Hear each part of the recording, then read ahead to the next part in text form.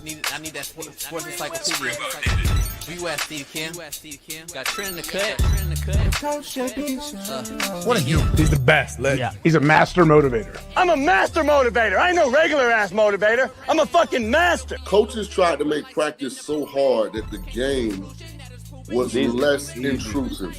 Like they coached you that way. Like people think, well, they were just yelling. No, they were trying to put you under stress and put you in under duress so that when you got in the game, you could mentally handle adversity. If you go through JUCO and you make it out of JUCO, you can make it anywhere.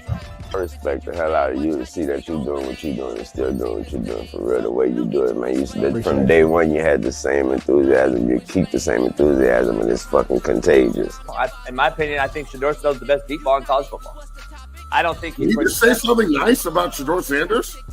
I love talking ball. It's nice to connect with guys that are like-minded and just are real and genuine. And I'll proudly stand up next to you all. God bless America. You said belt to ass, T-Red. You got the belt around you. Coach JB Show.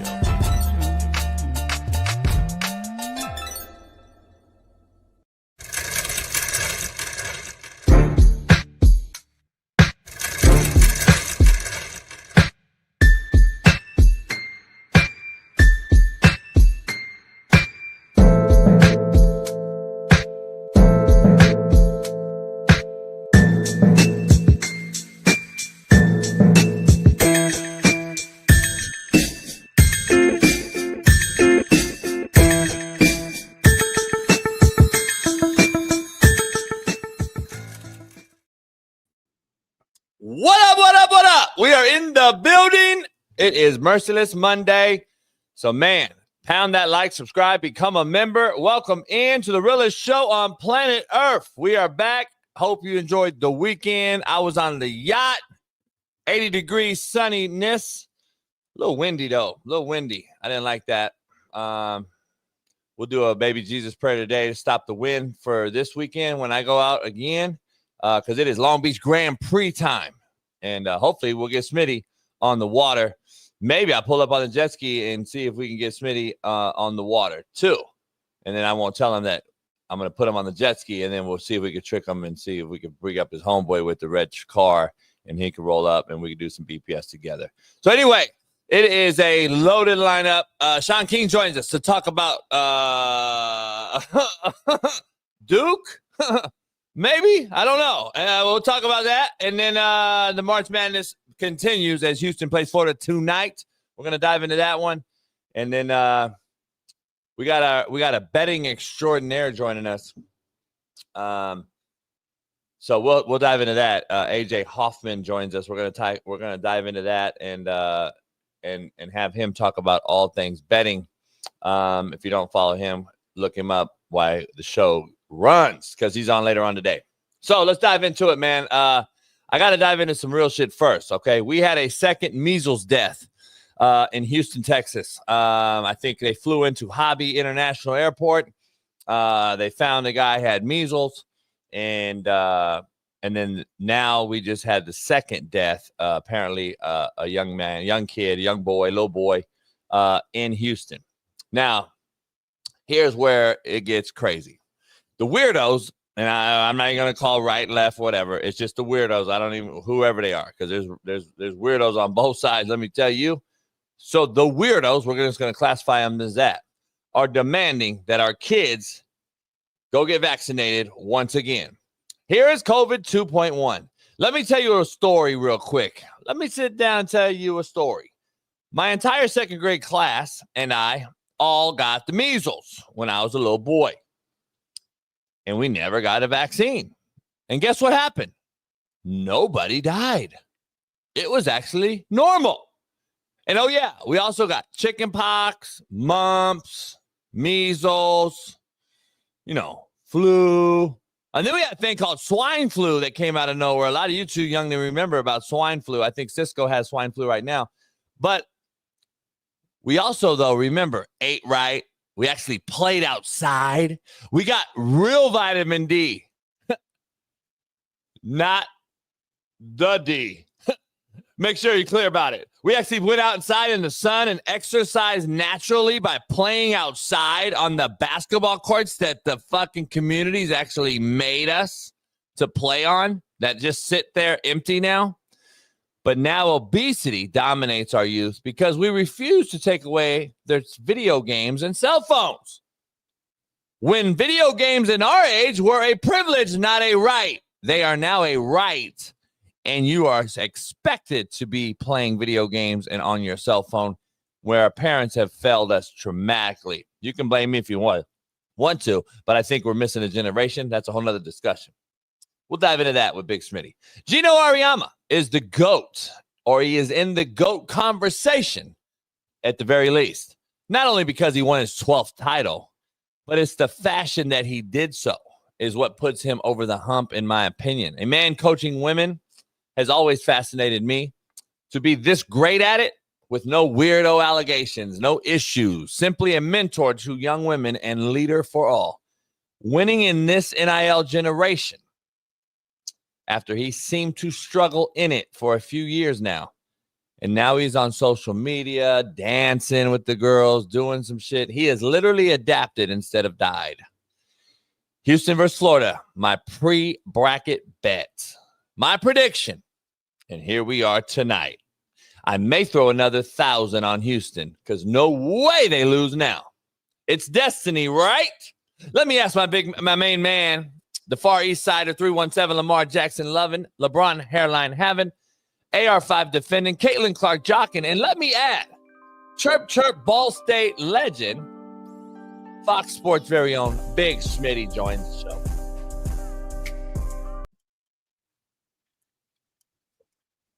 Oh, fuck. Started off fucking rhyming with hey and they and may. Man. What's up? My fault. I'm doing my morning routine. Oh, man, I feel alive, man. What's going on, JB, man? It's Monday. Here's a brand new week. You didn't even do it. What you mean? Didn't really do it. It's like that fake drink shit you be doing. You didn't even do it. What you mean? You didn't put your face in that thing, homie. Homie, look at my face, homie. Yeah, you just I'm telling you, they're supposed to put a whole head in there, homie. This is my routine. I don't do what nobody else do. This is my routine. I put my face halfway in there. It wakes you up. It gets your endorphins rolling for the week. Not just the day, the week. Gets your skin. That's why my skin looks so good, homie. You don't know nothing about this, man. But listen, we here live. It's Big Smitty. We got Young Bailey in the background. We got Big JB right here. And it wouldn't be us without Lucy Luce, Josh Pele, Christian Briggs, Fly Rod 805, my cousin G Wizzy, Jonathan Kidd, and Boston Richie. Loaded show, homie. Ooh, I feel alive. I feel amazing. I thought that was like a soft intro. I thought I was gonna come high energy, and then you dipped your head in something that you said you don't do what everybody else do, but literally that's what everybody else is doing. Nah, I did mine differently, homie. See, I would never do that because I lead, not follow. I would never put my face in some. The hood way, homie. What is the deal anyway? Because the energy is horrible already. They already said. Make sure you rate Smitty's energy in the chat 1 to 10. What is it? What does that actually do? So it's salt. Well, my stuff is cold water. That's all I did. What were you pouring in there though?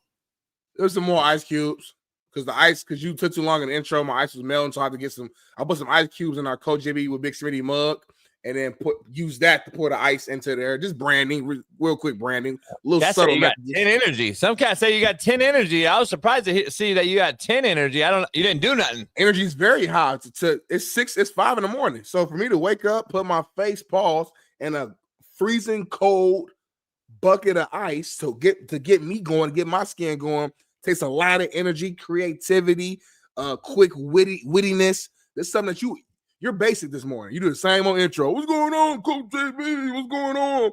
Houston here in Florida, we made it. Okay, the far left is messing up the kids again, but we'll blame them. Like, you do the same stuff every day. I'm doing something different, creativity to the show. That's why I'm here, homie. I didn't say far left today, though. I didn't say far left did anything. I said weirdos. If you think you guys are weirdos, I don't know.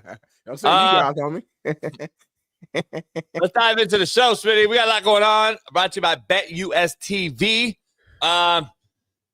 Houston Cougars are going to play tonight. Hell of a game. I said no, Doug Bird. Doug Bird or whatever your name is. No, I said Vander was going to go to the Final Four. I fucked that up when they lost the first round. Florida and Houston was my finals pick. So make sure you go. You're right. Make sure you look up shit and go back in time, Doug Bird. See, this is a generation that's problematic. That's why we don't respect y'all. Again, you're too lazy to go actually do any research or look back in history at anything. This is why you all think LeBron's the GOAT when Joker at the same age is killing him in stats, but we're not going to talk about that. And then this is why you don't want to go back in history and look up. All you want to do is go on YouTube. I saw the play. I saw Larry Bird shoot the three. He's nowhere near the athlete, but Luka's out here doing what he do. Anyway, you don't want to go back and look at the actual final prediction that I made. Instead, you remember Vanderbilt, like Smitty said, there's a key word that stuck out because they got beat first round, and you knew I lost that game. So you just, I picked Vanderbilt to win the whole thing now, according to this guy. Yeah. That's y'all generation, homie. Pussy. I like that. Not pussy at all. We gonna find a way to win, homie. That's what it's all about. We gonna find a way to win. But I give you your credit. I told you, I'll text you after the game. I said, hey, homie, Houston just won. You didn't even know. You was on the yacht with the AE, get some so I had to hit you up, let you know what was going on, homie. So it was an amazing game. That's the real story. Tell that story. Yeah, I'm gonna tell you the story. So listen, here's a little story all about how I saw Houston. No, I was playing, but Houston, man, was down by like 6 or 7 points with like a minute and a half left against Duke. Y'all know I picked Duke to win it all, so I'm like, okay, perfect. My bracket's gonna be great. I finally picked the two teams to make it in the Natty, and then all hell broke loose. Literally everything that could go wrong for Duke went wrong. Houston's full court press started becoming an issue for Duke. They stole the ball off the inbound and started just going on a run. It was nothing but heart and hustle. And it's the same thing that JB kind of predicted. And his reason why he picked Houston from the get-go, because he mentioned that full court press and that grittiness was going to be an issue for Duke. And for the entirety of the game, it wasn't. Duke was matching the physicality, specifically in that first half. But when the second half came, Houston started to slowly, kind of climb back in. But again, even with a minute left, Duke is up. The game is over. It should be done. But, Houston eventually just kind of caught that fire, and basically the mindset from my standpoint was, hey, they're not going to lose. It don't matter what they got to do. They're not going to lose. And that's what happened, man. They went down there. I think they got Cooper Flagg actually got a foul called on him after one of his teammates missed a free throw on a 1-and-1, which led to Houston going down court, taking the lead after making 2 free throws. And then Cooper had a chance to win the game. I'm thinking it's gonna be the perfect setup for Cooper and for Duke, and the sports world wanted this to happen. Cooper gets a good look mid-range. It was contested, but a makeable shot. He misses it short, and basically that was it. You know what I'm saying? They did like a Hail Mary pass at the end, but the game was pretty much over. So shout out to Houston, man, for pulling off that victory. JB literally turned the TV off when it was like a minute and a half left, and he was on the yacht. He was going to go park his yacht to head back to the crib. I text him, hey, homie, Houston just came back and won. He thought I was just trolling him. He checks the phone and sees that it happened. It's like, damn. So, man, it was incredible.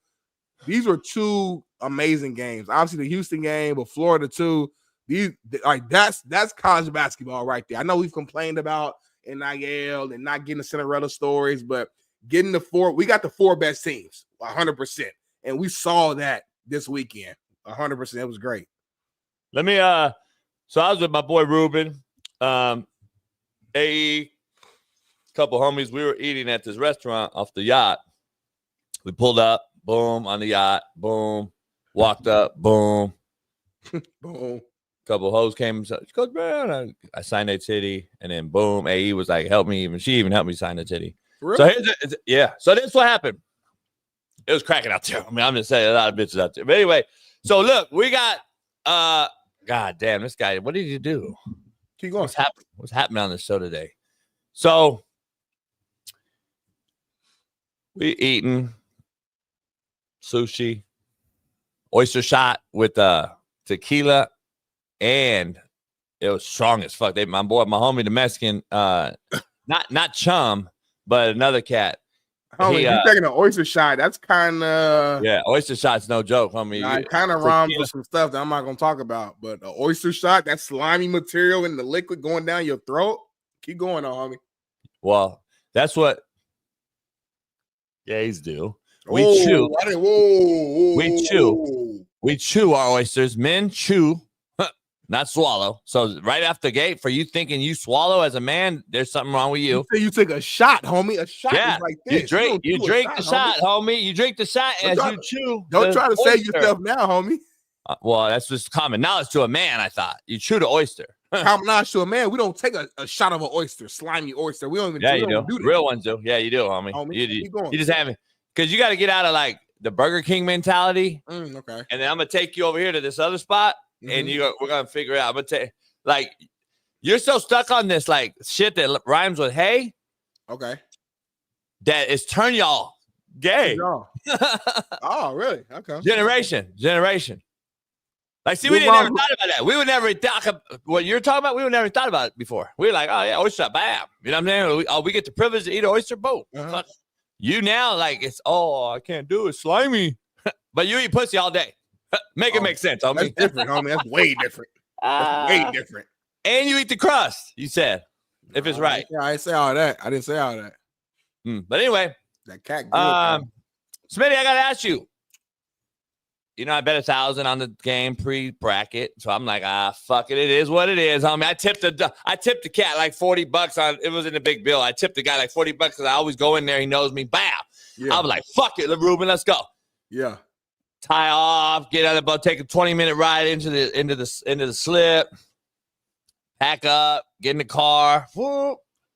As soon as I hit the street, you texted in the group text. I did. Wild, homie. Houston came back. So I'm thinking you fuck with me because he know I bet Houston. So I'm like, yeah, fuck off, motherfucker. You know, I'm like, bullshit.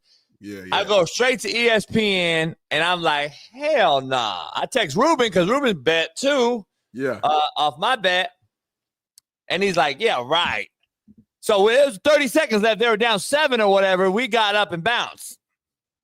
And whatever happened, homie. So I had to go back and try to watch as much as I could so I could talk about the show. Real quick, homie, how much money are you going to win if Houston wins tonight as of right now? Here's the thing I'm thinking about right now, homie. I might throw another G ball on this thing right now to double down because there's no way Houston's losing now. It's a rap city. If there was ever any more for sure bet I've ever made, I'm betting another G. Don't say that, Jason. Anytime you start saying words like for sure and guaranteed, I know. That's when things go down south, homie. Yeah, see, Brian Case, Max Hess, the bettors in there. I think they're with me. I like Florida. Look, I told you Florida had the best. And you end up losing 2,000. You're gonna be sorry. Look, I told you Florida had the best backcourt. That's what wins in the tournament. Did I not give you some for a cat that don't know basketball? I picked all the shit that's going on right now, didn't I? But anyway, didn't watch one game, but shout out to you. You got it factor. Thank you. Smitty's now learning. He gets it. Now everybody in the chat should know how it works. So shout out to my homie, man, big time comedian, man, J18. Make sure y'all follow him on Instagram. He's tuning into the show right now. I didn't know he was gonna be up this early. St. Louis legend. Shout out to the homie. My fault. Keep going, JB. I see J1 on Instagram all the time. Yeah, he's funny as hell. That's my homie though. No, I was like, that's my actual homie. That's my homie though. He was on my podcast, the Porch Podcast, which I'm rebranding and bringing back. That's my actual homie. Because you're on this show, he found out who you were, and then he went on your show. No, he was on my show like a year, like before I even started JB show. Before I even knew you. It was actually in June, and you started this show in May. He does not know you. I'm gonna be real with you. Like he watched the show because of me. He don't even like writing. He just found out about who you were. But anyway, let's move on. So, best backcourt against the best defense. And listen, I told you that's who would play. That's who's going to come down to. And guess what, dog? That's who it is. And listen, there's no way in the world Houston doesn't get it done. I'm just telling you, the two best guards as a combo guard unit, Florida in the nation, one of them cats is getting shut down tonight. The other one can't do it alone. Houston will get it done tonight. I'm betting another G on it right after this show. How much will you win though? So if you put the other G, I don't know. I gotta find out. I gotta call my and see what the odds ain't gonna be that much now because they're in it. So it might be worth it.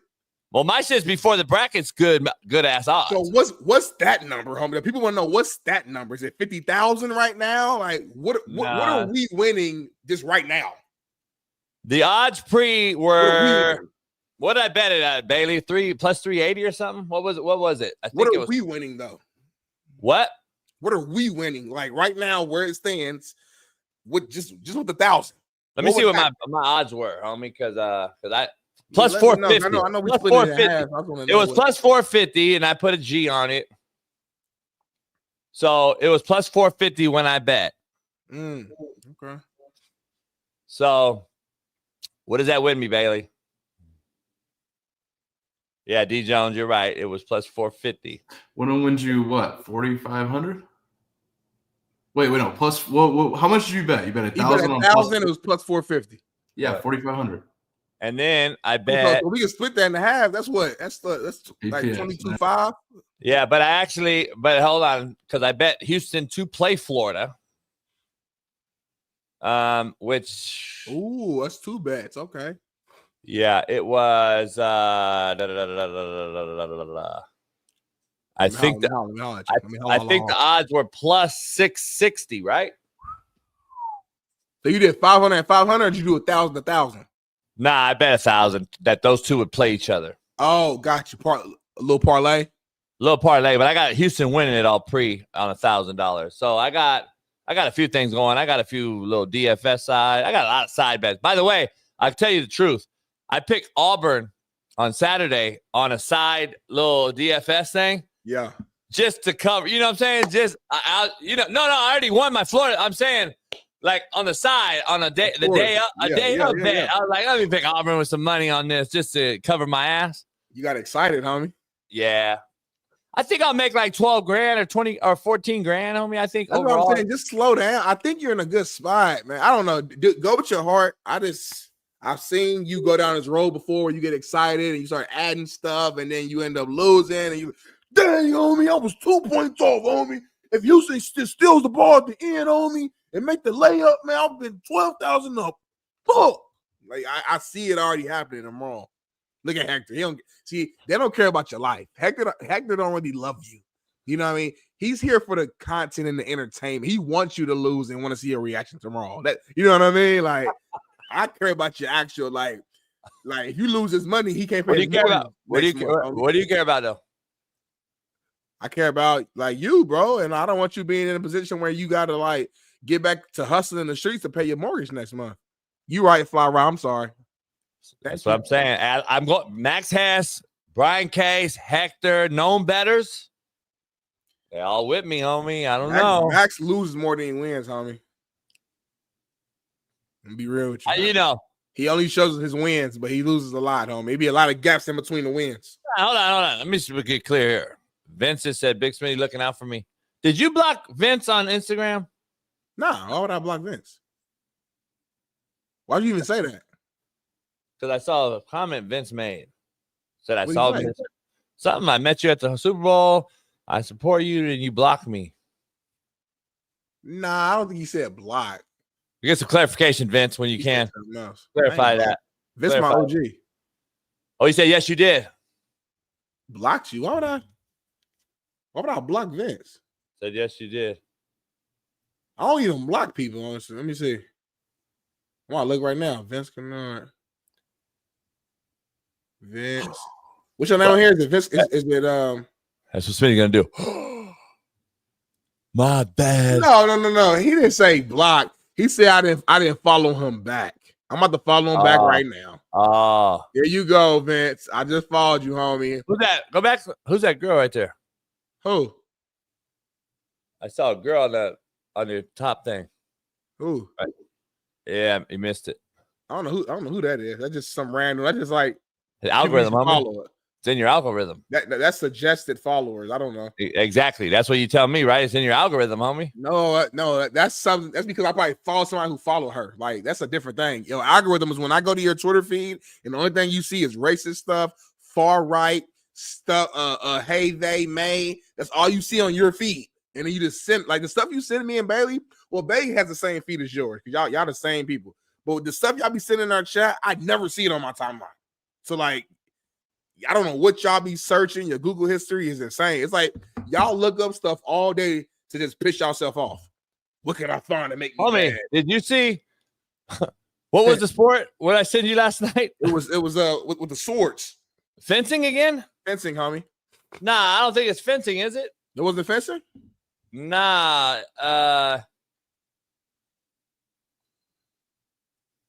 it was something else, homie. This shit right here, pool. Oh, pool. Yeah. So read it for the audio listeners, homie. Hold on, homie. Before we get into the rundown, I gotta be honest. How the hell, like, can you have two males playing for the female championship? Now that's when we have a real problem, homie. Like, seriously, come on, man. Like, come on, dog. That's what's on my algorithm, Smitty said.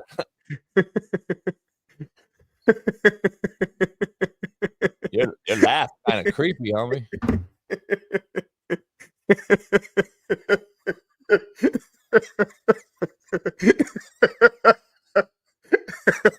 Motherfucker might have just got possessed, homie. I don't even see stuff like that on my timeline, homie. That's why I'm laughing. Like, that's just crazy. It is funny. Like, at the end of the day, just pool. It ain't high school, I don't think. But the fact that two men are participating is kind of insane. But it's pool, though. I don't know how much of an advantage you really get. Don't matter. See, micro. Don't talk. I feel like pool should just be. Just say it's not right, JB. It's not right. Pool should just be mixed anyway. It's pool. It's not like some. I don't think it's not athletic. Like, just it's pool. Yeah, but why aren't they? Why is it not just pool then? Why is this a female thing? Well, that's my problem. I mean, actually, they beat females to play each other. I mean, I don't know what's going on in the UK though. This ain't got nothing to do with us, so I ain't read each other. We got enough problems over here. UK's been taken over by Hamas. We got enough problems over here. You got people out here not riding, just protesting. I mean, prices going up, cars prices going up, TikTok about to get deleted, bread going up, eggs at an all-time high, gas prices up right now. All types of stuff going on. Yeah, that's normal, homie. Calm down. You got to be confident who you vote for. Cool. I'm just saying that's what's going on right now. So I'm just saying, like, I ain't got time to worry about the UK. Be confident in what you voted for. I mean, it's gonna work out. I don't know who I voted for. I'm just saying right now things are high right now. It's gonna work out, homie. Things are extremely high. And I'm just remember, you gotta go backwards a few steps before you can go forward after your remember 4 years of absolute fuckery. You know what I'm saying? Yeah. I'm gonna sit back and wait. I'm gonna sip my drink, and I'm gonna sit back, and I'm gonna trust my boy JB. I'm gonna trust my young bull baby who told me all these things. It's early. I'm gonna sit back and I'm gonna see. I'm gonna wait. More people, see how things play out. Yeah, more people need to have your mindset, man. Yeah. I'm just saying right now it's a little like, but we gonna I know. Late. It's early. It's and right now, you know how you do right now. That right there, homie. Right now, that just so you know. Is also, guess what? You know what they haven't talked about, though? And to your consideration, to your topic? I do it. Right now, guess what happened? 50 nations have approached Trump to say, you know what, Trump, you're right. Let's bow down. We're going to give you these tariffs. But nobody's talking about I haven't seen that one report. It's funny how that works. It's funny. But right now, we're going to get to it, homie. We're going to get to it. Describe it right now. We're going to get to it. Yeah, we're gonna get to that. China pissed off right now. They raising their tariff price up. Now we ain't doing business. They're nobody. They're 51st state. It's a little shaky right now. That's all I'm saying. Yeah, they're the 51st state though. Nobody cares about Canada. Hockey and Forest. Hockey's a big sport, homie. The GOAT. You want to have the GOAT conversation? Something big happened this weekend, homie. But we can say it for later if you want to say it. But no, yeah, we're definitely gonna. That's my favorite sport. You know, it's crazy, man, because it was you were talking about it earlier. What were you just saying? Fuck, man, you were saying something about don't say my name or something. Fuck, I forgot the name. What you were saying? Man, I have it. Shit. Oh, that's something good too. You were talking about something about Candyman, weren't you? Candyman, homie? Or I was thinking Candyman. You know the horror movie Candyman. Candyman. That Candyman? Why would I say that? Do you know that Candyman? People don't realize, Smitty. Did Candyman ever fuck with you? Well, when I was a kid, I did like test the waters. Hold on, though. Okay. I'm like Candyman. I don't fuck with you till you put my name in your mouth.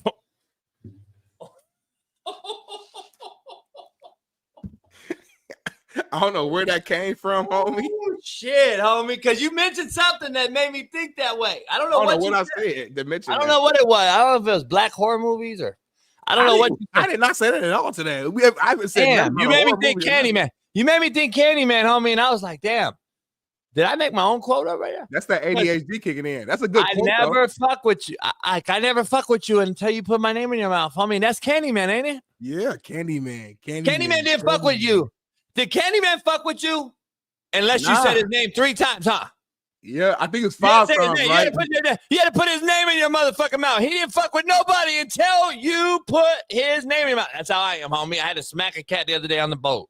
No, you didn't. Stop lying. I mean, I pulled up next to him. I didn't hit him, but yeah. Thank you. Okay, thank you. You know what I mean? All we want is truth, homie. You ain't put your hands on nobody. I couldn't get out the boat on the water and smack. Okay, well, just say that then, homie. Like you're. But I pulled up to initiate a confrontation. I pulled up to initiate a confrontation. Okay, thank you. Cool. That's all you gotta say. You ain't put your hands on nobody in 20-some years, homie. And last time you put your hands on somebody, you damn got your ass whooped. It was a good fight. So Motherfucker said it was a good fight. Like it was a tough. I had a struggle and shit, huh? Who was that coach y'all fought on that show you used to be on? You and that coach that got scrapped. It was a good fight.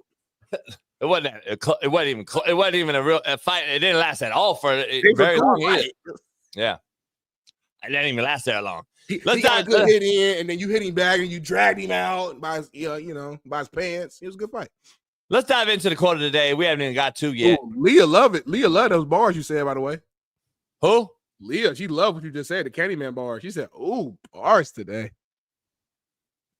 How'd she say it? She said, "Ooh, bars today." Ooh, bars today. That's how she said. Her voice had like a little something in there when she said it. You sound like that fucking. Ooh, ice cream. Yeah, what's it called? Yeah, fuck, ice cream. Lick. Fuck. You be on TikTok, homie, so you know exactly what it is. Like the NPC character, homie. Whatever that shit is, homie. Can we find one of them again? That was a funny clip back in the day. Can we find one of them? That's what I was saying. Some Bezos is about to buy a TikTok, homie. I saw him put a bid in. Amazon, homie. Yeah, he put a bid in. New World Order, homie. Elon's gonna run Twitter, sell it to himself, make more money than Bezos is gonna buy TikTok, sell it to himself, keep it away from the young, and then we'll fucking have all the American shit over, take it over. Bezos he's trying to surpass Elon because people forget years ago, about 5 years ago, Bezos was at the top, and then Elon surpassed him. Now Elon got a hell of a lead right now.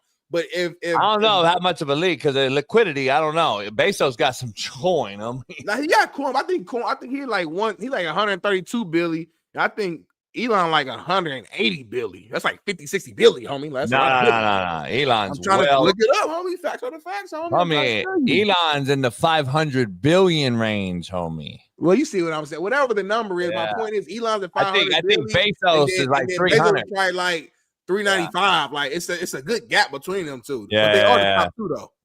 Yeah, I'm gonna get some of that. If Buddy buy TikTok, he might close the gap. Well, you're gonna lose some money though. But then you're gonna get it right back. Maybe we'll see because a lot of like Ohtani and them might bounce. Huh? I got a little. You said something that confused me. It's okay. We keep going. Quote of the day brought to you by BetUS TV, baby. Go to BetUS TV and do your thing. Tell them Coach JB and Big Smitty sent you. Smitty, don't be afraid of being outnumbered. Eagles fly alone. Pigeons flock together. I fly alone, Smitty. I fly alone, homie. I'm an eagle. You an eagle? I'm an eagle. You rooted against the Eagles in the Super Bowl, homie. You was going for the Chiefs. Yeah, I'm not an Eagles. I'm an eagle.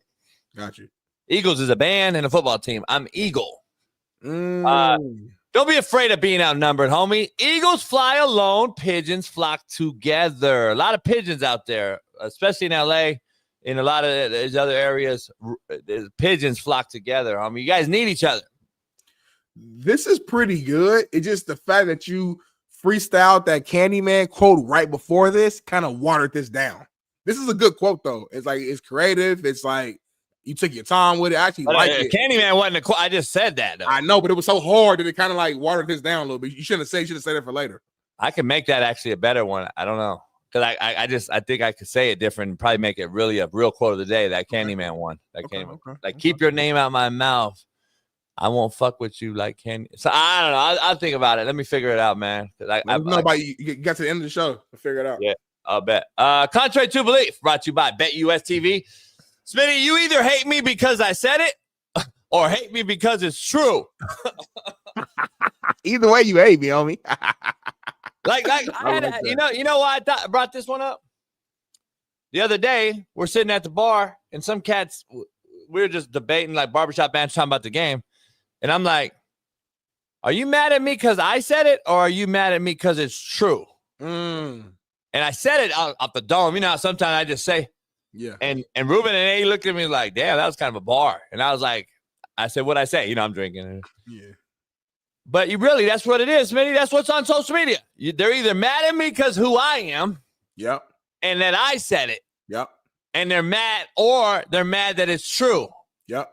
And that's really the bottom line. It's no other ifs and buts. I've come to the agreement of that. Yep. Perry Mack said, congratulations. Top 5. Ooh. That's not top 5, Perry Mack. I like it, though. That's top 55. That's all I was going to say. It's top 55, which is still a hell of a good number. 55 all time is good.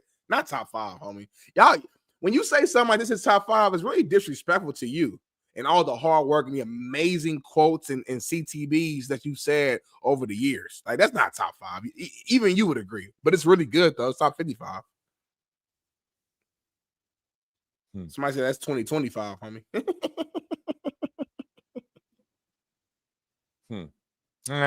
Ron said, I know Smitty hate me. You know Ron ain't a member no more.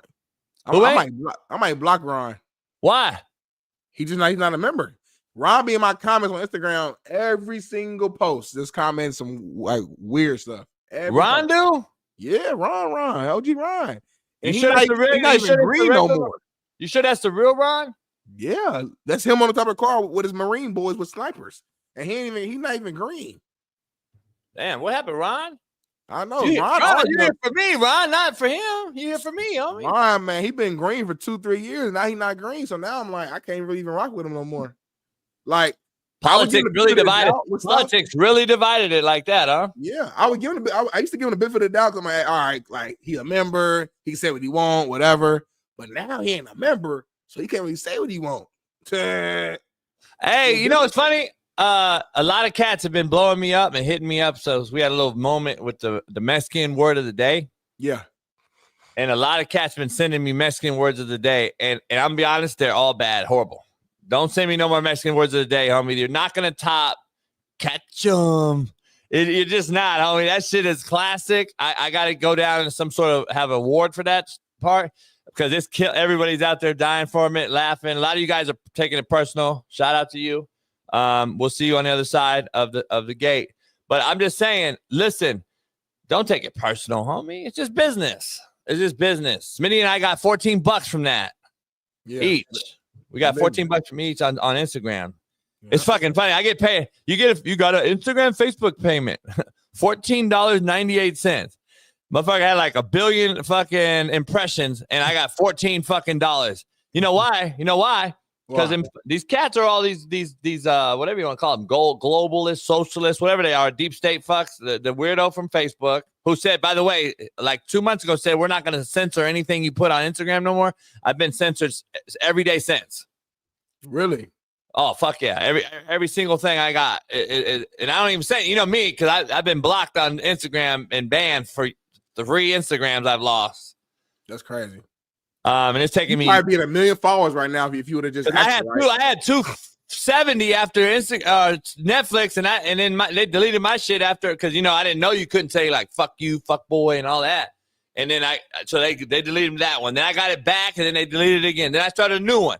Got it up to like 150, deleted that one after 2 years. And then this one is, I think, at topped 100 again, but it's taken a year and a half, or like a year and a half, because last year during the show, they deleted my other one, remember?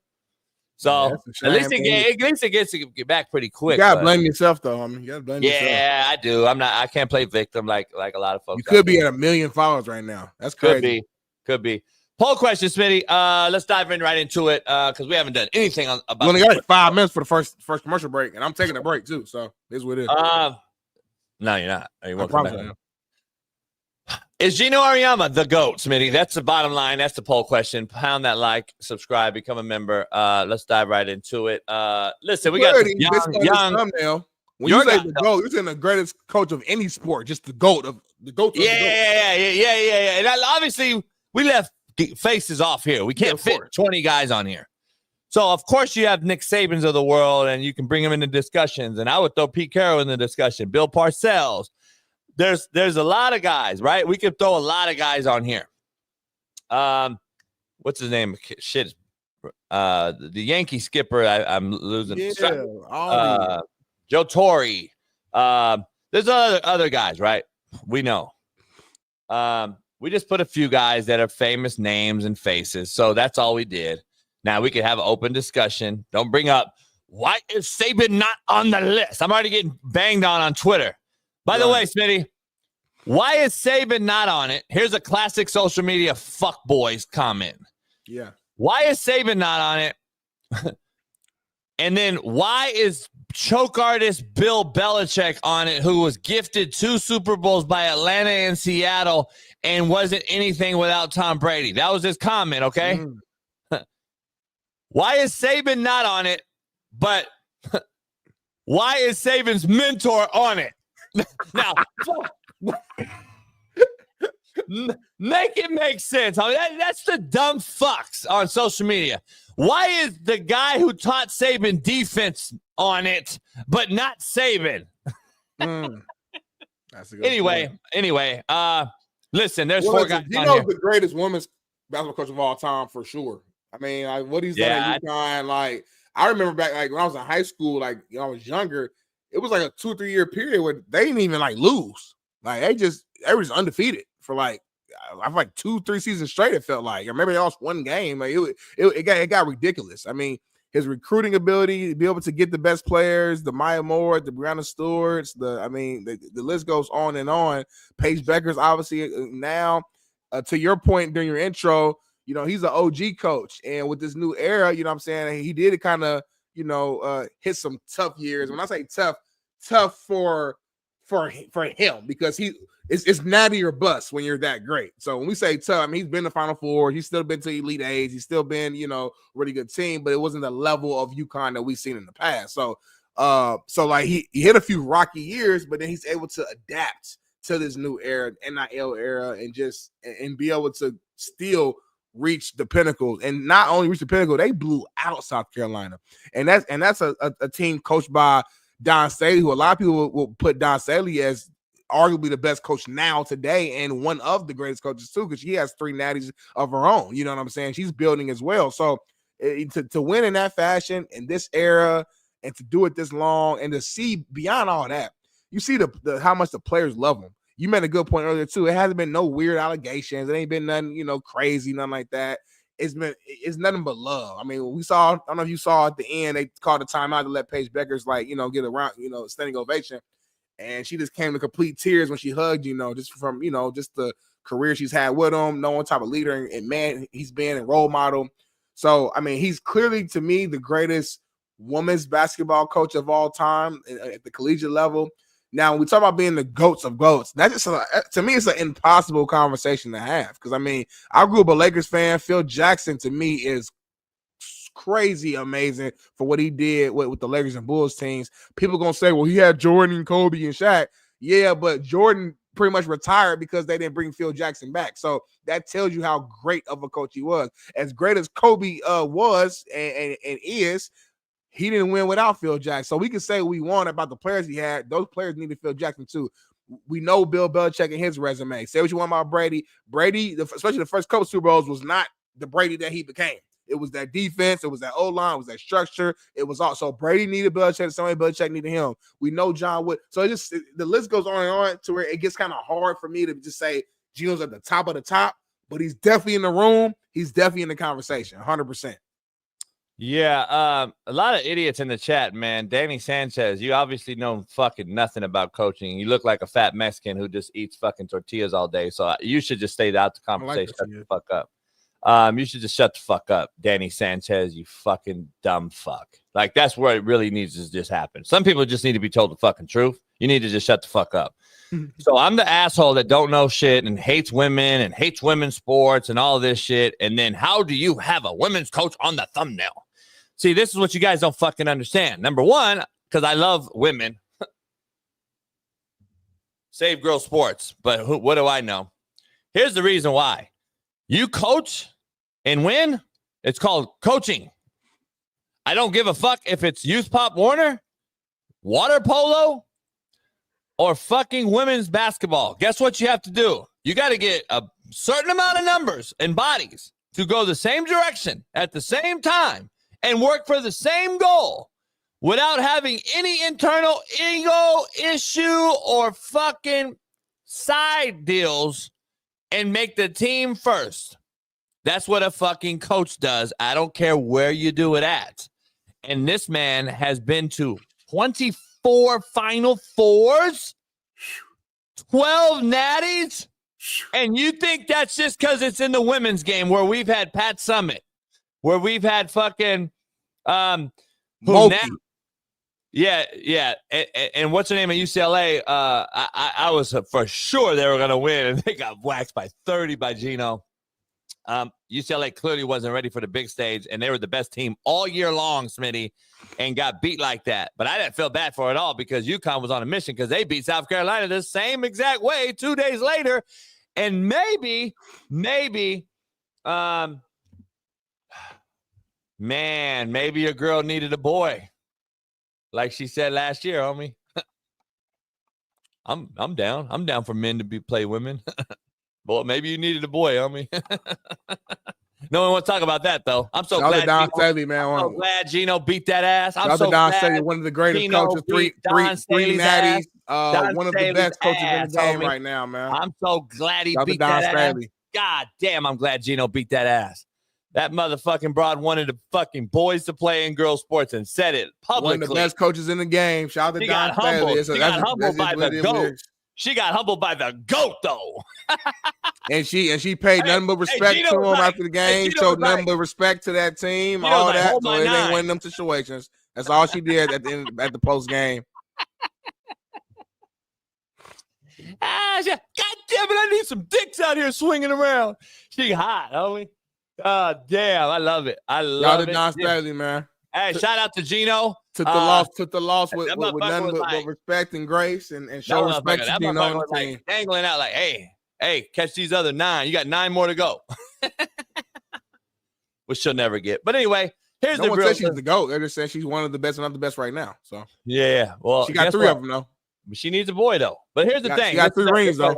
I know she got boys. She needs won 3 the last 5 natties. So I mean, she figured it out. That's why I think everybody slow down. That's to put Gino. He lost. I get it.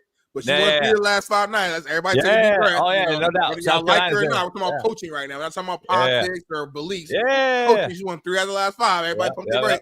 Yeah, so let's dive into that. This is where I want to dive into. This is why I think Gino belongs. Here's why.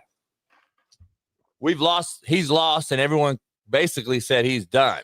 He in the last so many years since the portal and NIL hit, they said he couldn't figure it out. And this is why we saw Coach K leave and Nick Saban and all these other guys are like, fuck, we don't want to deal with this shit. Gino stuck around, and then he's like, you know what? I'm going to adapt or die. And he figured it out. And for him to take a 2 seed and beat 3-1, Smitty, which is the first time since I think the 05 Baylor team, he beat 3-1s on the way to a natty. The first time since 05 Baylor, I'm pretty sure I'm right on that. And I don't even, you see my hands are up, and that's just because I'm a fucking savant. I'm an it factor guy. And I know all sports, contrary to everybody's belief. You studied last night. I didn't study shit. I was out loaded as fuck. I don't even remember it last night getting home. So here's the thing, Smitty. I got to be clear. He's adapted or died. Social media, dancing, figuring it out. He's adapted. He's got the girls, and the girls have always loved him. Look, you could ask Rebecca Lobo to the fucking all the greats that he's ever had. They've always loved him. And bottom line, you see that team was like, fuck, man. They were the cohesiveness that team had when they blew out UCLA, who was long. UCLA has 2, 6, 7 broads in there, and they were dominating everybody. And then they're like, oh, no way UConn can get inside on this team and blah, blah, blah. Homie, I was like, oh, 35? What the fuck happened to UCLA? So anyway, shout out to Gino. I just think he's in the conversation. And I always tell the story, Smitty. You can make fun of it or whatever, but I used to ask my staff all the time, and I think I've told everybody this before. Like, what coach would you want to go listen to or clinic with? And everybody wanted Saban and Belichick and all these football guys. And I said Gino Auriemma. And everybody thought I was crazy. How are you, a head football coach, wanting to go see a women's basketball coach? Homie, it's a different breed to win as a man again around all women, to do what he's done 24 times and win 12 of them. He is in the John Wooden conversation, homie. I don't care what you want to say. You can talk about men and women and all that shit. And you know how hard I am with the women coaching football, all this shit. I don't care if you're a coach of a team of any gender, of any sport, and dominant as he has been, you cannot just dismiss him. Sorry. Like, you guys are, you don't understand sports then and what it takes to win in a sport. This isn't an individual fencing match or a wrestling match or a boxing trainer. That's why, guess what, Smitty? Those guys are called what? Trainers. Right. They're not called coaches. Why is baseball a manager and not a coach? Because he has to manage individual hitters and pitchers when they're one-on-one.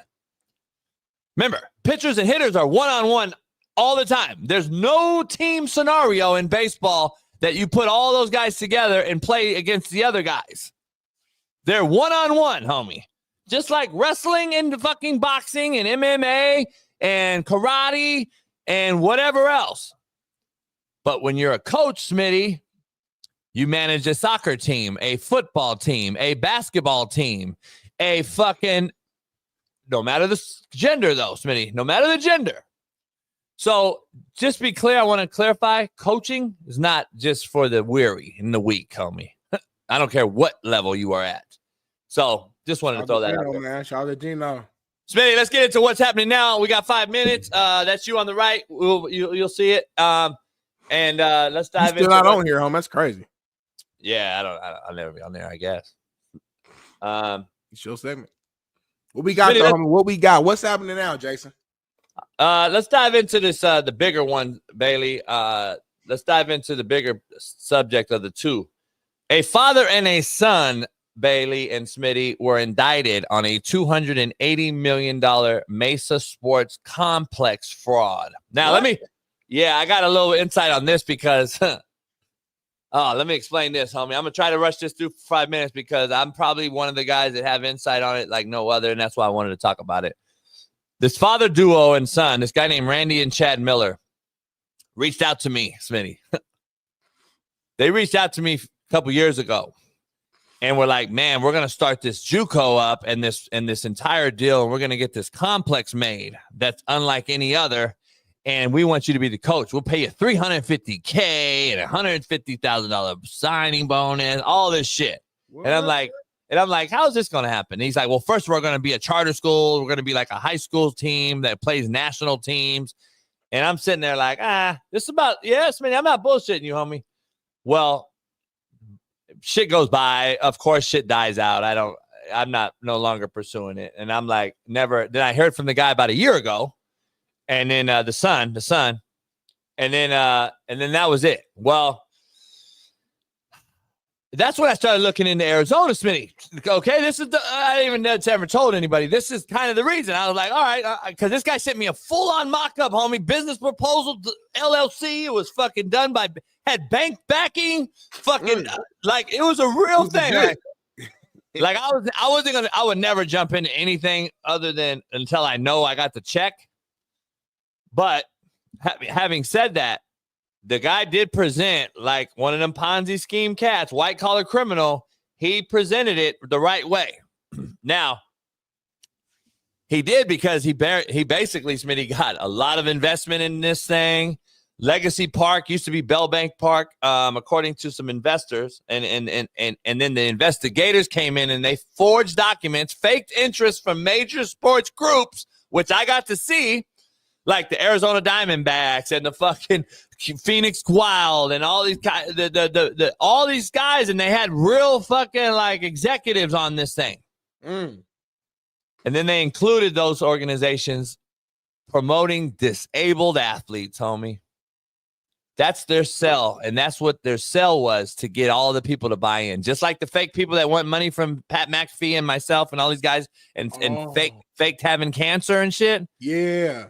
They faked helping. So they were pitching that disabled. they were doing this for disabled athletes, so people would invest thinking they're helping out these kids. And wow, that's insane, homie. Yeah, all to sell fake municipal bonds, Smitty, and line their own fucking pockets, homie. Prosecutor said the Millers promised 100% occupancy and $100 million in revenue in the first year, but the park defaulted within months of opening and filed for bankruptcy in 23, 2 years ago. While they alleged splurged on a home, SUVs, and huge salaries, investors were left with less than $2.5 million out of the $284 million owed. The Millers allegedly exploited the dream of sports complex and pulled off one of the largest investor scams in the United States history, said the FBI. Now they're facing multiple federal charges, including wire fraud, securities fraud, and aggravated identity theft. The complex still stands, Smitty, now renamed Arizona Athletic Grounds. But the scandal behind it runs very deep, Smitty, and there's a lot to dive into. A lot of you guys can go check it out on your own. That's crazy. But just tells you, man, the bottom feeders in this world, man, are sad, sad things, man. Like, it's a sad, sad deal. Unbelievable place, too, that was built, by the way. Because I go by it all the time, going to Pat's and shit. And at nighttime, it's lit up, and it's like got everything for everybody. And it is like a low-key Bishop Sycamore, homie. That's crazy. I don't get why people do this, man. One, it's just evil, number one. Number two, though, it's like, you're going to get caught at some point. Like, look at the history of the scammers, or at some point you get caught. You're not going to get away with $280 million unscathed, and no one's going to do anything or say anything about it. Like, come on, homie. Yeah. Like, if that was the case, shit. If that was the case, homie, shit. I would have been schemed and scammed. Yeah, no doubt. That's crazy, bro. Crazy world we're living in right now. A lot of cats trying to get over, man. And I'm going to be honest, Smitty. I was doing some research on this because I just thought, macro thinker that I am, I was like, let me think outside the box real quick. Since COVID, the amount of business scams have gone up 82%. You lying, homie. 82%. Small businesses have been either A, shut down because of fraud or impersonation or bankrupt, because of either some sort of fraud, Ponzi scheme, scammer. And then you had the PPP loans, and then all the kids that were even getting financial aid and getting this COVID loan money. Remember that shit? All those players got arrested at SC, and homie, 82%. Wires, fraud, scam, and identity theft have gone up in small businesses or business fraud, period, since COVID. Like, a lot of shit's going to go back to that era, that year when that shit hit, the pandemic year. A lot of shit's going to go back and really look into this shit. That's one thing that Elon's doing with this Doge shit. A lot of it's going back to that era. That's what's crazy about it. Like, who knows? Nobody tracked the money, homie. Like, the money just went everywhere, Smitty. Like, that's what people don't get. All these cats that got a check, I did not, acted as if it was just free money being made on the side, and we're just getting money being printed up in the White House somewhere. Like, no, motherfucker, that affects the whole economy, homie, when you give out money and don't get it back. Like, what? I don't know. Anyway, Smitty, I'm not here to teach financial literacy, even though I can. I won't. We couldn't. You broke, too. Me and you both broke. So, two broke people can't teach money, homie. Oh, you can. Not if you broke. You definitely can teach you like how not to spend it, like how not to use it. Like, JB, don't spend everything on the yacht. Don't spend everything on the jet ski. JB make a lot of money, y'all. Don't spend everything on the truck. He spends it all. Like, JB makes like, I won't put his business out there. He makes like $100,000 a month, but he spends it all. Like, all. Like he'll literally just buy 2 new cars for no reason, new rim, put beat in the back, new yacht, jet ski, pool in the back, new mist fan in the back of the roof, new dog. Like he just buy new stuff because he wants to. He wants to die with no money. He ain't got a wheel. He ain't got nothing to like give back. I don't have a wheel, man. I don't have a wheel. It's crazy, homie. He don't have no life. I need to do the will. To nobody when he died. That's it. Ain't nothing. But here's the thing about integrity, Smitty. I'm gonna rob him when he died. I pay you and Bailey and Paris and other people first. Mm-hmm. Because see, I'm not the guy that's gonna go out there and spend my own money first. Yeah. I make sure all my shit's paid first. Mm-hmm. And the people I am obligated to get paid first. So I'm at least responsible. And then at the end of the day, it's called accountability, not responsibility. It's accountability because you're accountable at the end of the day. Accountable versus responsible. Huge difference, homie. We can have a whole argument about that. Let's take a break. Mr. Payment. I give him that. Yeah, let's take a break. Now it's about now I know you only get $50 a month. I'm saying but I'm paying that. You won't miss it though. It's consistent. It's consistent. That's what I'm saying. Like, see, Paris said, JB, yeah, only client of hers that pays her on time, homie. Yep. We're gonna change that this month though, just because you said it. We'll be back in 5 minutes though. I'm gonna do my routine one more time, and then I'll be back. Paris, we got more Big Smitty. I got bad news, Paris. I got the way my bank account set up this month. It's fucked up. Oh man. All right, y'all. We'll be back in a few minutes. What do y'all call that? Zesty? Huh. Nah, hey, bro, homie, try it. It actually works. I feel amazing. No. See you.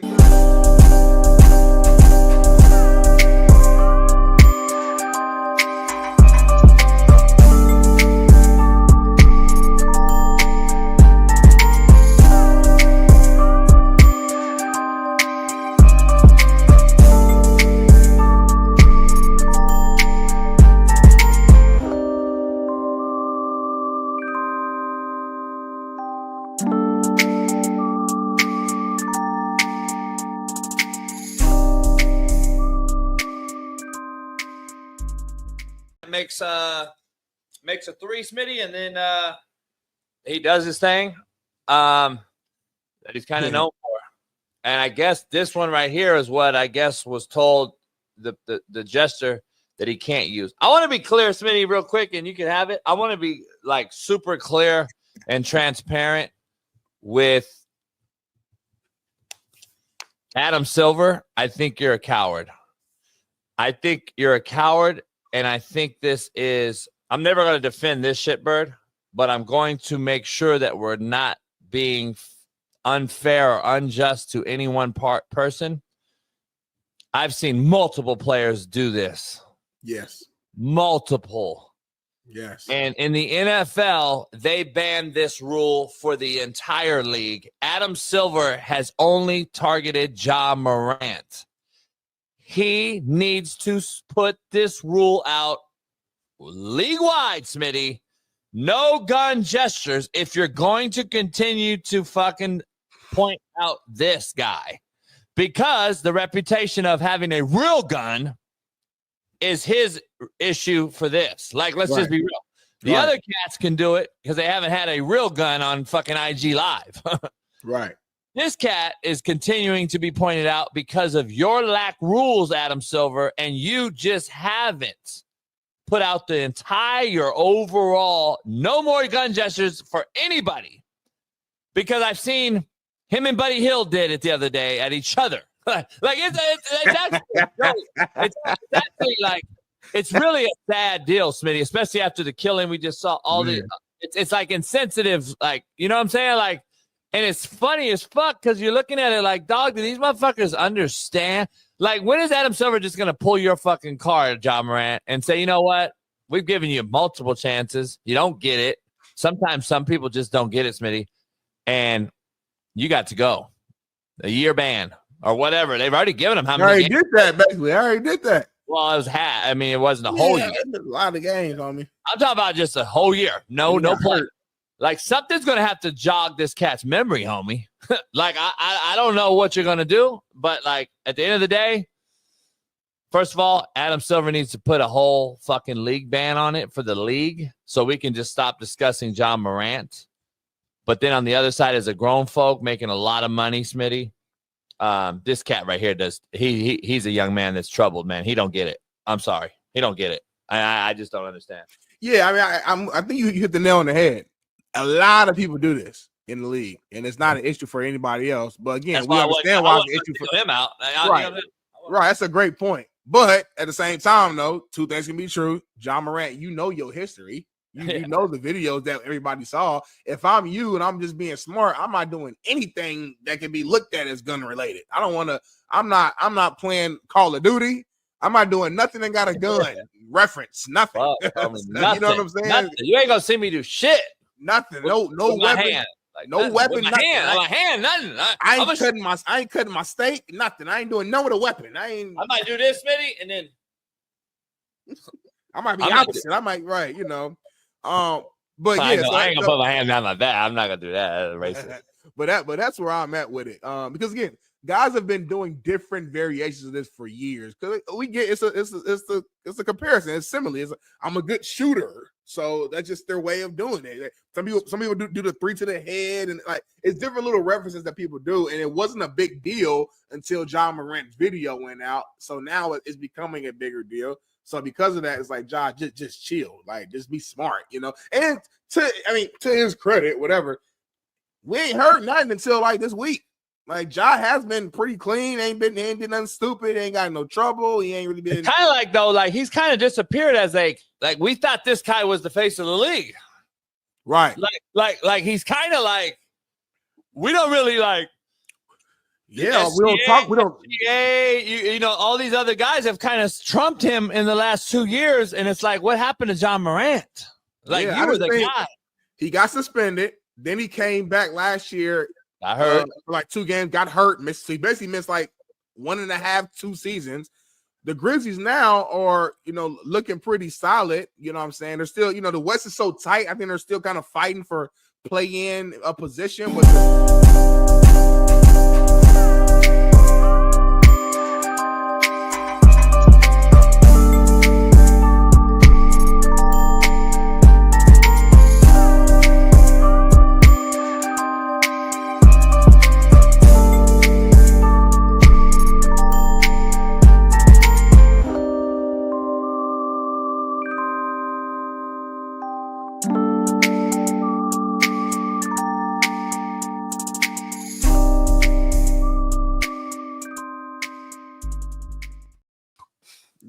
Yo, hour number 2. We back. We better than ever. And make sure if you ain't subscribed, just subscribe, become a member. If you're not green, change that right now. Join the Discord. I was in there all weekend. Make sure if you're in the Discord, you do not trust anything in the weather channel. It's wrong information being tossed around there. Just heads up on that. Don't trust anything weather-wise you hear in there in that Discord or here in this chat either. Let's keep this train rolling, man. Next topic, man. Colorado had a pro day, Jason. Wait, what happened? Huh? What happened about the weather? We just got, like, I don't know. We got a member who puts out false information about weather. And I don't want our people, like, going in there and, like, listening to the information because it's not the right information. You know what I'm saying? Like, Indianapolis had a horrible tornado and storm, and my family could have been hit by it.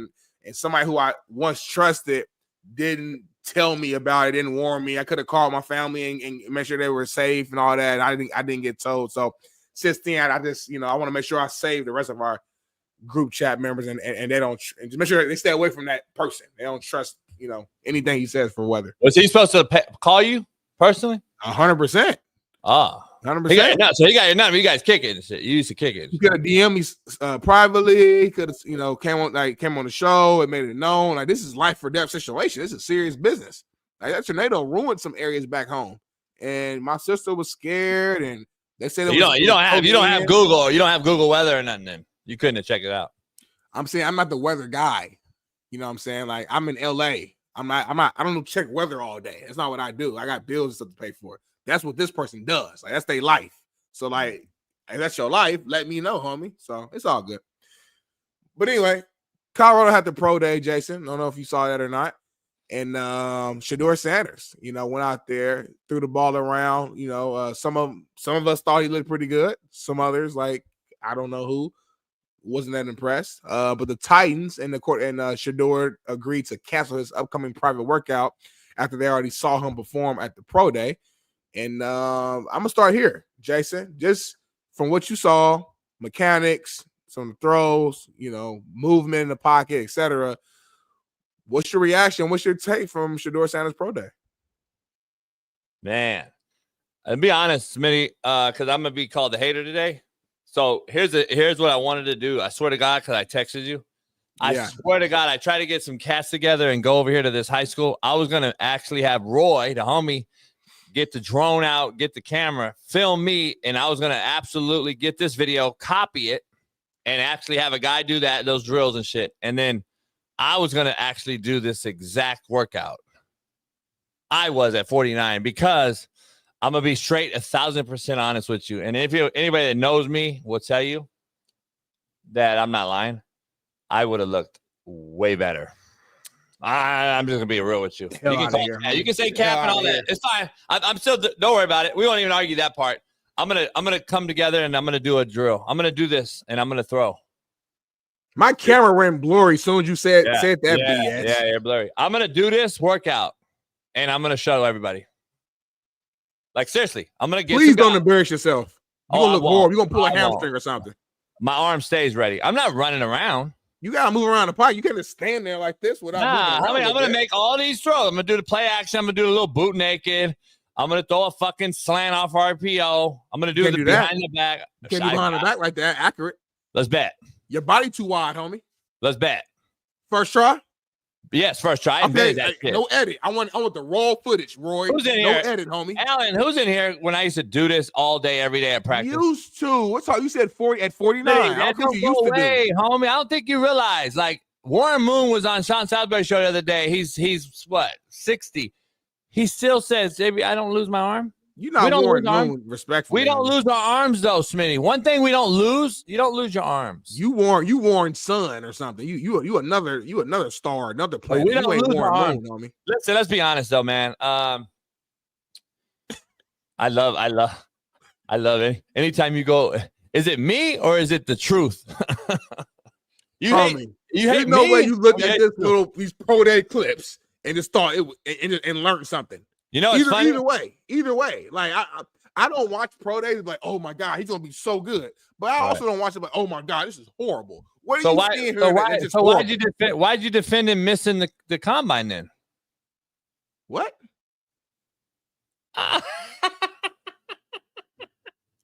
Oh no, this is my point. This is my point. I just told you. I don't know. Missing the combine.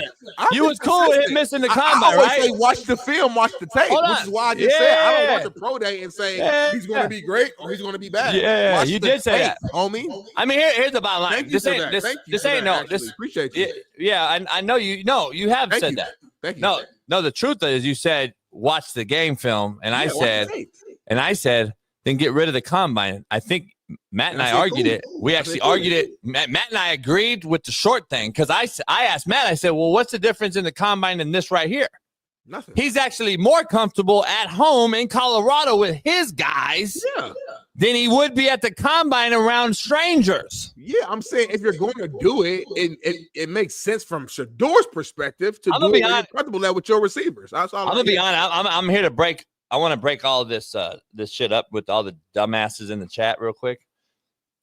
I'm going to be real, homie. I was a non-drafted QB that got picked up in the supplemental. Mm-hmm. I would be drafted high now after looking at these motherfuckers. I'm really coming to that agreement. Like athletically, doesn't matter. Athletically, like no question, I don't belong. You can't move. Yeah, that's what I'm saying. Respectfully, but I don't need to. Game, I don't need to. Getting drafted again. Shador can't move either. Who can't move? Shador's not an athlete either. Shador's way more athletic than you ever was. He moves around 30 years. I'm not saying he's not more athletic than me. Yeah, I'm not gonna be on here lying about shit, homie. Sometimes you do. Athletically, yes, but he is not Michael Vick and Lamar Jackson, homie. Never said that. He's not but what I'm saying is, He's more Mahomes, though. If you got to be AR5, which has failed miserably to get in this league, my point is, I would get drafted right now, homie. I'm dog. You just don't know. It's okay. Listen, it's all right. You don't have one athletic bone in your body, respectfully. Drake May can move around. Bro can move around. I'm not saying you got to be a scrambler, but you got to be able to move around. Me as a D lineman, I would have loved playing yo. I know. You just stayed right here. I love that. And you would have never saw the ball. I would have sacked you so many times. I know. That's the difference. See, this athletic QB shit has fooled all you.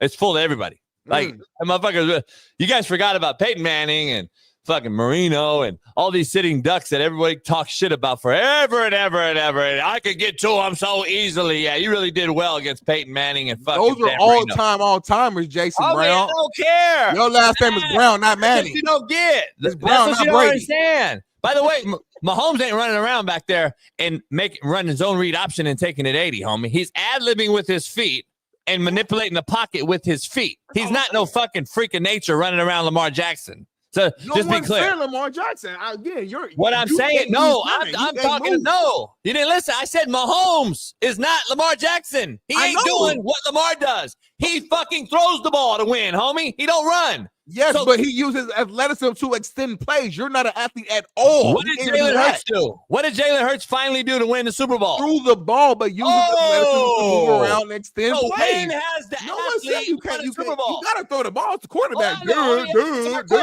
When has the athlete won a Super Bowl? It just happened. He don't listen. This motherfucker can't. He can't comprehend what I'm saying, homie. This motherfucker is not very. You're not very smart, homie. Bailey, I'm cooking you, man. I'm cooking you, man. Bailey, I'm cooking you, man. Bailey. I don't get it. Jalen Hurts didn't win with his feet, did he? Homie, you don't try to move the narrative. Yeah, he did. He did both. I'm not moving the narrative. Yeah, he ran and he threw. 3 years ago, he threw for 300 yards and ran all his touchdowns and lost. Right? This year, he ran and threw the ball and won. What did I say 3 years ago he did, though? But what did he do this year? He threw for 300 yards, and how many touchdowns did he throw for 3 years ago when they lost? And then how many did he run for? And then flip that this year when they won. Why does the thrower of the football win Super Bowls and not the runner of the football? Like, I'm just trying to figure out. I still ask you a question. I love when you don't answer because you don't know. But when is the athlete? When is the athlete use his feet? Well, when does the athlete use his feet to win Super Bowl? It happened this year. They did not win. No, it didn't. He rolled his arm, homie. So you telling me Jalen Hurts didn't use his legs at all? How many? Again, homie, you're not saying what I'm saying. I'm not saying you have to go literally run RPO and use your feet at all. I'm saying use your athleticism too, homie. Help you to assist you in the game. Whether that is RPO, ad-lib. That's what I said. Whether it's to get outside on the bootleg naked, whether that's I'm saying whether that's the ad-lib. I'm saying being an athlete today at the quarterback position is vital. That's all I'm saying. I'm saying you wouldn't got jobs today because you couldn't even move. You were Peyton Manning without the Peyton Manning ability with the arm. But from an athleticism standpoint, that stronger than Peyton Manning. It wouldn't work in today's game. See, this is how you guys don't know football. My arm's actually stronger than Peyton Manning. Contrary to belief. So just so we're clear, my arm is stronger than Peyton Manning. See, y'all don't understand the game and don't know real quarterback play. So you all think Peyton had an arm. Peyton had a horrible arm and threw a bad football. Contrary to your belief, I can show you a million clips. There's a factual evidence out there that ask anyone drafting Peyton Manning, his number one knock was what? Arm strength.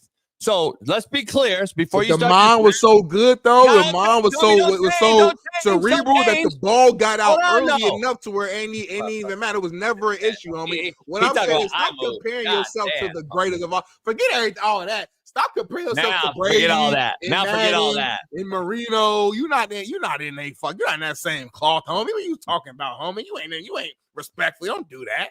Don't do that. That's like me comparing myself to Warren. You know how bad you sound right now? Know your lane, homie. You was a solid quarterback. You had know a how better bad chance you of getting sound? drafted then than you do now today. That's a fact. That's a No, fact. it's not. See, you're moving the shit all over because you can't keep to By one the way, topic. Jalen Hurts in the Super Bowl, 11 carries, 72 rushing yards, and a touchdown. But continue. He didn't use his legs, though, chat. He didn't use his legs at all. Continue. Bailey, I know this is your man. I'm cooking him, no, Bailey. Hey, you actually sound ignorant. You're not cooking nothing. I'm cooking him bad. I never said he didn't use his feet. because I'm cooking him bad. I said he used his feet ad lib, homie, just like Mahomes. Like, this is what you don't get. You're not understanding. You just said that Peyton Manning had a cannon. No, he didn't. No, You're a liar. You're a liar. Yes, you did. Yes, you did. No. All right, find a clip, Bailey, please, that I said that and post it. You said your arm wasn't as strong as Peyton Manning. Stop. Okay, say that then. Say that. No, you're wrong. I said you're wrong. I said you're wrong. You're wrong. He had no arm. Peyton Manning's number one knock was arm strength.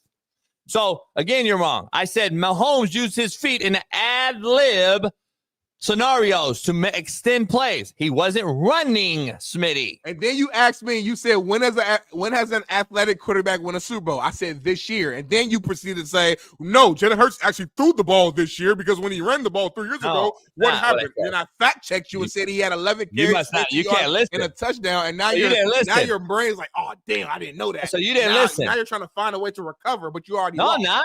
No, I'm not. You didn't listen. You just didn't listen, homie.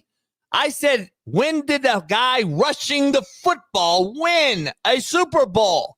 I never said, Smitty, make it make sense, homie. Come on now. You got to be grown now. I just talked about Mahomes being the quarterback that used his feet as now your GOAT. A lot of people's new GOAT is Patrick Mahomes. Don't do that. I said, he's an ad-lib guy with his feet. I said, then tell me about an athletic cat that can run and ran the football and won a Super Bowl at quarterback. It hasn't happened yet. Jalen Hurts won the Super Bowl by his arm, even though, we know he used his feet, Smitty. We know he's an athlete. I'm not saying he's not. I'm just telling you acting like guys are out here running Lamar Jackson, Michael Vick offense and win a Super Bowl. It hasn't happened yet. They ran RPO, play pass, traditional shit, by the way. His feet extended the play and won a Super Bowl. You're telling me.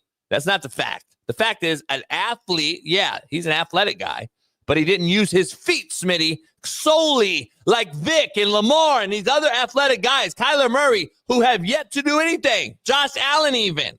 They haven't done it yet with their feet, homie. They have not done it with their feet. Please show me a guy with his feet solely that's won a Super Bowl. I'm still waiting on it. Hasn't happened, homie. It hasn't happened. Who said solely? They're quarterbacks. They have to throw the ball. I'm not saying they're going to go out there and have go 0 for 0 from passing attempts and go run 40 times. No one's ever – I don't know what you're talking about, JB. Again, sometimes it's okay to be like, all right, Darnell, you got me on that one. Because it's sometimes where you get haven't got me, though. I admit you haven't got me, though. You got me. He had 11 carries for 72 yards and a touchdown, homie. He used his athleticism to assist him in the game. He also threw the ball. It was a balanced attack. All I'm saying is in today's game, you need your athleticism to allow you to be at the elite of a quarterback position. It don't mean you're going to have actual 11 rushes. It's just saying use your athleticism to your benefit. So if you're Mahomes, you might not rush, but you're going to use it so micro right now. Lamar Jackson, you might actually have running plays called for you, or you might freestyle in passing situations and decide to scramble. Regardless of your method, having athleticism is necessary at the quarterback position in today's game, which is why, in my honest opinion, all jokes aside, I think your skill set was better fitted for the time in which you did get picked up versus now. That's all I'm saying, Jason. It's not an argument here. Anyway, the argument was, I said that to say this, that this quarterback draft is horrific. Mm-hmm. Shador Sanders is not very good. I'm going to be honest. And I've seen enough people say the same thing that I'm saying. And all you prime sexuals are only saying Shador is good because he's prime son. Like, let's be honest. If he's not prime son, this guy's not even a fucking third rounder. Like, I'm just being honest. I'm the hater, but I'm sitting here watching the same film that everybody else is watching right here. And I know high school guys that can do this better right now. But I'm the hater. See, is it the truth or is it because I'm saying it? That's the crazy part about it.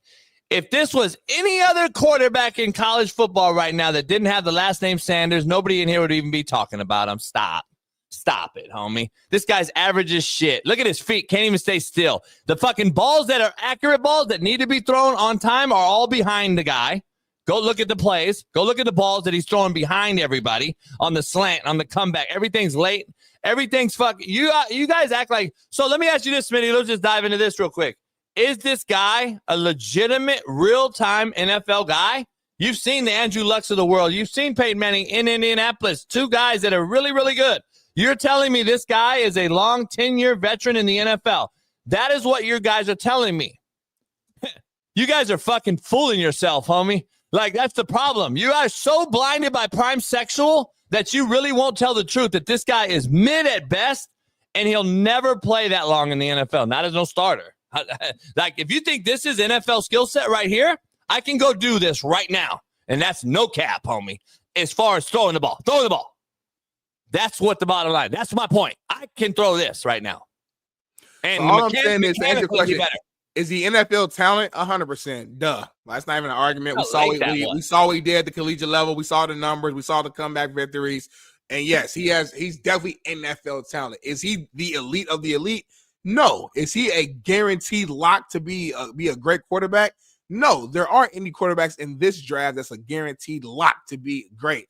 I don't know if we had a guaranteed lock even in last year's draft, but it ended up working out for Jaden Daniels. The year before that, it ended up working out for C.J. Stroud. So it ends up being every single year we have at least one or two guys that ends up surprising some, shocking others, whatever. It's all going to depend on what team drafts them and what's the process for them, what's the fit, what's the situation. And you're starting to here's the issue. What happens back for half a year or a year to sit back and learn. I think Shedeur could be a good quarterback for a long time on the right team, the right situation. Good quarterback. Do I think he could be like some perennial, just Pro Bowl? No, but I can see him being like just a solid, serviceable quarterback with good, like a Baker Mayfield-esque type of quarterback in the league within the right situation. I do believe that. 100%. Like I'm just telling you, homie, it doesn't matter if you're a white boy like myself or a brother like Steve Smith. You cannot critique anybody under Dion Sanders' tutelage. No one. Really? Steve Smith Jr. can't say that Travis Hunter is mid at wideout. And he gets killed in the social media because Dion and Steve Smith disagreed. And Steve Smith said, you need to craft your fucking hone in on one position. And they all called Steve Smith Jr. a hater. JB goes out and says, hey, man, Shedeur is just not a big-time quarterback. And I'm a hater. You didn't just say that, though. Unbelievable. You didn't say that. Like, if you would have just said that, it's different. You just said, you just went into a whole breakdown and said, homie, I've seen middle schoolers and elementary kids do what you're doing. Let me finish. I'm 59 years old, and I could do that today and look better than he did. He's not an NFL talent. Like, you went all over. Like, come on, Jason. Let me finish real quick, though. Yeah, I'm done. You guys put him on this pedestal as far as Shedeur and all these other guys. Like, I love Travis Hunter to death. I've said it all the time. I still say what I say about him. But here's the thing, though. If, knock on wood, because I don't wish on any young man to fail. If they fail, y'all should be ashamed of yourselves. That's the fucking problem. All you prime sexuals out there who have put these guys on these pedestals never to fail is why I'm more of a hater and jealous to all you nobodies, because I'm the one that's been telling you the truth from gate. You all put them on this pedestal, and when they don't make it and they don't become this number one Hall of Famer, then I'm more of a hater. That's the problem, because y'all don't understand the real totality of this sport, and you really think that's what they did right now is going to catapult them for 15 years of greatness in the NFL. When you don't understand it, and then JB and the Merrill Hodges and all these guys out here through history that have said, I don't know if this guy's going to be very good. Oh, you're a hater. No, you guys have put him on a pedestal, homie, that because of his last name, you think he's automatically going to put a gold jacket on. And then the haters is going to become me, because I've been telling you the fucking truth the whole time. That's the truth. Write that shit down, Paris. Have you been wrong about players in the draft before? Yes or no? Of course, everybody has. Okay, so we'll just wait and see. But I think I'm the one. Like what you say right. is Bible. Like I just spit facts. I just tell the truth. No, well, we don't know I'm what the just truth saying. is. Let's see. Yeah, I don't know either. I've been pretty damn good with these rookies. I've been pretty fucking good with rookies. We don't know. I've been pretty accurate on the quarterback spot. Only shit, thing though. we got is college film. That's it. And in high school, whatever. That's all we got. So we have no idea. We've seen some of the most talented quarterbacks in college go to NFL and have bad careers for whatever reason. Bad situation. Your guy, Sam Darnold, finally had a good year this last year. He's one of the most talented cats in college football when he was at USC. Big arm, freak athlete, windmill dunk in high school, all that. Goes to the wrong team, looked horrible for years until he finally got to the right fit, right situation, right OC as a head coach, and he had a great year. Now we see how. So since you're talking macro now, matters. Yeah. We don't know. We don't know. Hold on, though. So since you're talking macro now, what was my whole point behind? You just basically said it for me. What was my point behind Sam Darnold's struggle early? You said the Jets dropped him. Yeah, the situation. No, the situation you just talked about. OC, consistency, continuity. Yeah. So was I right or wrong at the very beginning of Sam Darnold's career? Well, I don't know what you said at the very beginning of his career. I'm confused on what you're saying right now. I said Sam Darnold is the guy. He just needs what you just said. So how was I wrong? I guess what I'm saying is, for clarity, is that I know what you're saying, homie. You just broke down what I've been saying for 5 years. But I'm saying that's any quarterback. Like, okay, no, it's not. Unless you're not any quarterback. Peyton Manning. No, any quarterback. Peyton Manning. Like, there are certain quarterbacks that's like they're gonna be Dan Marino. Some Smitty, guys it's not any quarterback. Regardless of where they went. It just they're but it's not any quarterback. Everybody else, fit matters. Even Baker Mayfield, he had some success with the Browns. But it wasn't the peak of the peak. Now he's with the Bucks, good organization. We're seeing Baker be a consistently really good quarterback for that team. So my point is, fit matters. I say that to say this. We don't know what's going to happen with Shedeur or Cam Ward or Jackson Dart until they get drafted, because we need to know what the situation is. I don't think Shedeur is a guy that you could put him on the worst team in the league and you could put everything on his back and he's going to just take him to the promised land. I don't believe that. I could be wrong about that, but I do think he's a guy that if he gets drafted by a team that has the right pieces, right structure, right coach that fits him, that he can end up being pretty damn good. I think Bo Nix. A lot of people didn't think Bo Nix was going to be that good at all. I can't remember what your opinion was or not. I don't want to lie on you, so I don't remember what you said, but people were not that high on Bo Nix translating from the college game to the NFL game. He got with Shaun Payton, had a hell of a rookie year. So I'm just saying, system matters. System actually matters. Situation matters. So for you to be so just fact-based that Shedeur is going to be shitty and have a long career, it's like, on what grounds? Like where are you getting that from? What I see. What do you mean, what grounds? I hear you. Like, are you not making my point? What I saw with Sam Darnold and what I see with Dion Sanders is fucking night and day, homie. It's not really hard. And you were wrong on Sam Darnold. I wasn't wrong with Sam Darnold, homie. That's not you yeah, my point. So year 7. Point, homie. So year 7, he has a good year. Fuck? So year 7, he has a good year, and now you're right. Smitty. What? Holy shit, homie. No, time out. No, I want to understand your art, because if that's the case, if that's the case, you're not. You might be wrong about Caleb Williams then. That's the case. I don't think you. I don't know. You might be wrong about Caleb Williams then, right? No, I'm not gonna say nothing. You might be wrong about Caleb Williams then, right? No, I'm not. I'm not wrong with Caleb Williams. You don't understand. No, we don't know yet. You don't understand, homie. We don't know yet. Listen, you talk. Caleb Williams might have a bad first 6 seasons, and then year 7, he's in the right position. He balls out. No, it's not the same, homie. Is this? I don't think you. I don't understand, homie. Wow. All right, let's move on. Let's talk about. I want to address the chat. And I want to give some nobodies some attention real quick, since Terry Crews asked me, when you just said what you just said doesn't even make sense. I want to start calling these cats out, these nobodies in the chat. Tell us why. The next thing you say, I want to know what didn't make sense and why. Terry Crews, put it on the thing. Drop it on the thing. I want to see your answer. I'm tired of you statement makers who have never done shit in life to stop making statements and give us solutions and be part of the problem, or the solution, not the problem. Go. I want to hear what you said. What I said didn't make sense. I need a full synopsis on what didn't make sense. I bet $100 right now that you can't explain yourself. I'm about tired of you fucking nobodies who just make statements without any fucking meat and potatoes. That's the fucking bottom line. You just hate me. Or is it just the truth? You fucking nobodies. Anyway, Smitty's completely wrong on the whole debate. Let's move on. All right, Smitty. You stressing me out, homie. I can't argue with you. All right, let me ask something. Pop a blood vessel. Shedeur Sanders canceled for Tennessee. Is that a good or a bad? It's nothing. They saw him at the pro day, number one. Number two, they're probably going with Cam Ward, which we all ain't no probably. It's damn near a guarantee. They're going with Cam Ward. Like, we've been knowing this for months. What if they don't? What if they like Shedeur now? Okay, well, then cool. They mean they saw enough at the pro day to where they want to go with Shedeur. So good or bad, you think? I think it's nothing. I know you hate that answer. I don't think it's good or bad. Well, why did they make it a something then? They just give and report on the news. That's what journalists do. They just give you the news. No. I get all that. I'm saying, why would they even say that then? Why would Tennessee need to even come out and say this? Something's going on. I'm just giving you some fucking macro here. Something's going on. Tennessee don't need to say nothing, homie, if you're taking Cam Ward about Shedeur Sanders. Do they? Well, they probably, I think it's out publicly because they already had a prior workout scheduled. They went to his pro day. Same thing happened with Travis Hunter, if I'm not mistaken. I think they canceled it with Travis Hunter too. You can fact check me on that, babe, if you get a few minutes.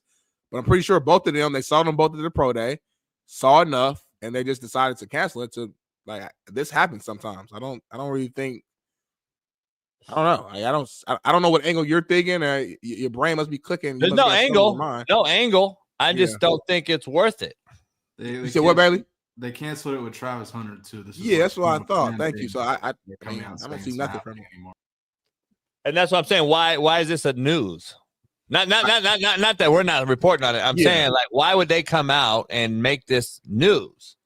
I think there's something more to it. I have a weird feeling this draft's going to be one of the weirder ones we've seen, number one. And number two, there's going to be huge either rises or falls for certain people. And I'm not predicting the rises or falls. That's something I don't do. I'm going to be honest. I'm not a good at draft analyst guy. Like, as far as where they get picked, as far, I don't even try.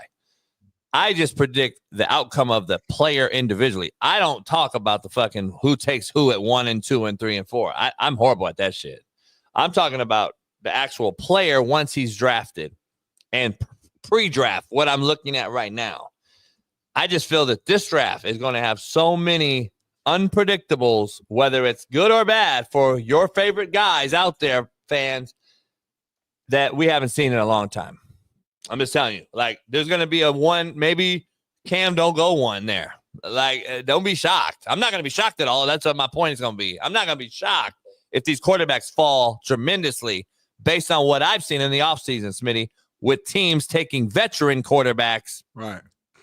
Knowing that these rookies aren't it. And by the combination of that with the age of the head coach hired at certain spots, that got a veteran quarterback, tells me that they know too that the quarterback in this draft is going to either fall tremendously or they know that they're not even getting into the quarterback talk. Like, that's just not what they're going to do. And let's be honest, there's only teams. The Giants, we still don't know, since they tied 2 veterans to very minimal year contracts, right? One on a 1 year, one on a 2 year. Yep. So the rumor is, we got to take a QB for the long term. Brian Daboll don't have long term. So that's going to be something I don't know anything about. Number 2, the Cleveland Browns. Can you get rid of guaranteed money, quote, guaranteed money with Deshaun Watson? Do you draft Shedeur at 2? Or are you close enough defensively, O-line, and run game-wise on the Cleveland Brown team that can win now with a veteran? With a veteran, more of a veteran guy. And then at number 1, Nashville, Tennessee, they just keep taking quarterbacks, homie, that have failed. At what point do you say we got to build a roster? Like, I just don't understand it.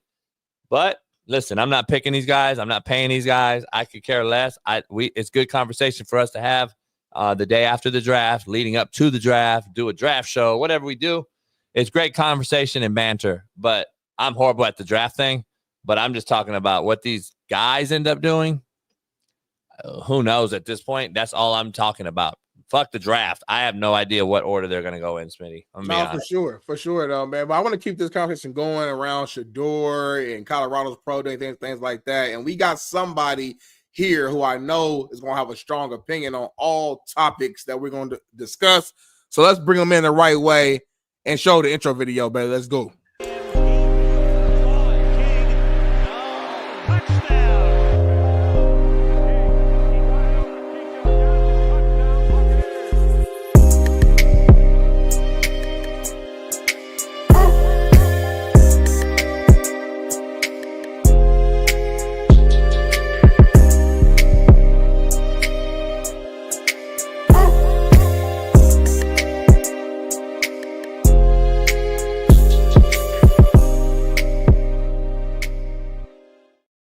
Yes, sir. Mr. Shaun King is in the building. What's going on, Shaun? Yo. Man, let's get straight to it right now, man. I don't know how early you jumped on, but we were discussing not only the draft, but specifically Dion Sanders and his pro day. And I heard word on the street is you had a certain take on Shedeur that some fans aren't liking. But let's just start here. What did you think from Shedeur's pro day? And what are your thoughts on just, what is he going to do in the league? People don't believe me when I say I take absolutely nothing from pro days. I mean, absolutely nothing. Ability. Now, are we going to go out there and run RPO and fucking 2-minute drill? No. But can we make these throws, Shaun? Abso-fucking-lutely. I got to keep it a buck. I think Thank you. Everything 15 yards and under would look very, very similar. You can't throw deep anymore? I just think because we're not actively working out and really like if we were coaching, I would say 100% yes. Because then I'm out there, I'm throwing every day. I was throwing every day at practice. I haven't thrown a football literally in probably about 4 months. So I'm not going to say I can go out there right now. Hey, Shaun, I disagree with you, though. Only reason I'm saying that, because I went out, I haven't thrown a ball in 4 years. And I threw a 60-yard strike and no problem, no warm-up, nothing. So when? A couple weeks ago. To who? Right here on my street, to the neighbor, homie, on everything. Ask AE. I'm not lying. I'm right up the street. 60 yards. Who's running routes for you? I'm not saying you can't just launch the ball far. I agree with that. You said you can do what Shedeur this day. I want somebody to run some routes. You throw the ball on time. Hold on, homie. Let's keep one topic at a time, Micro.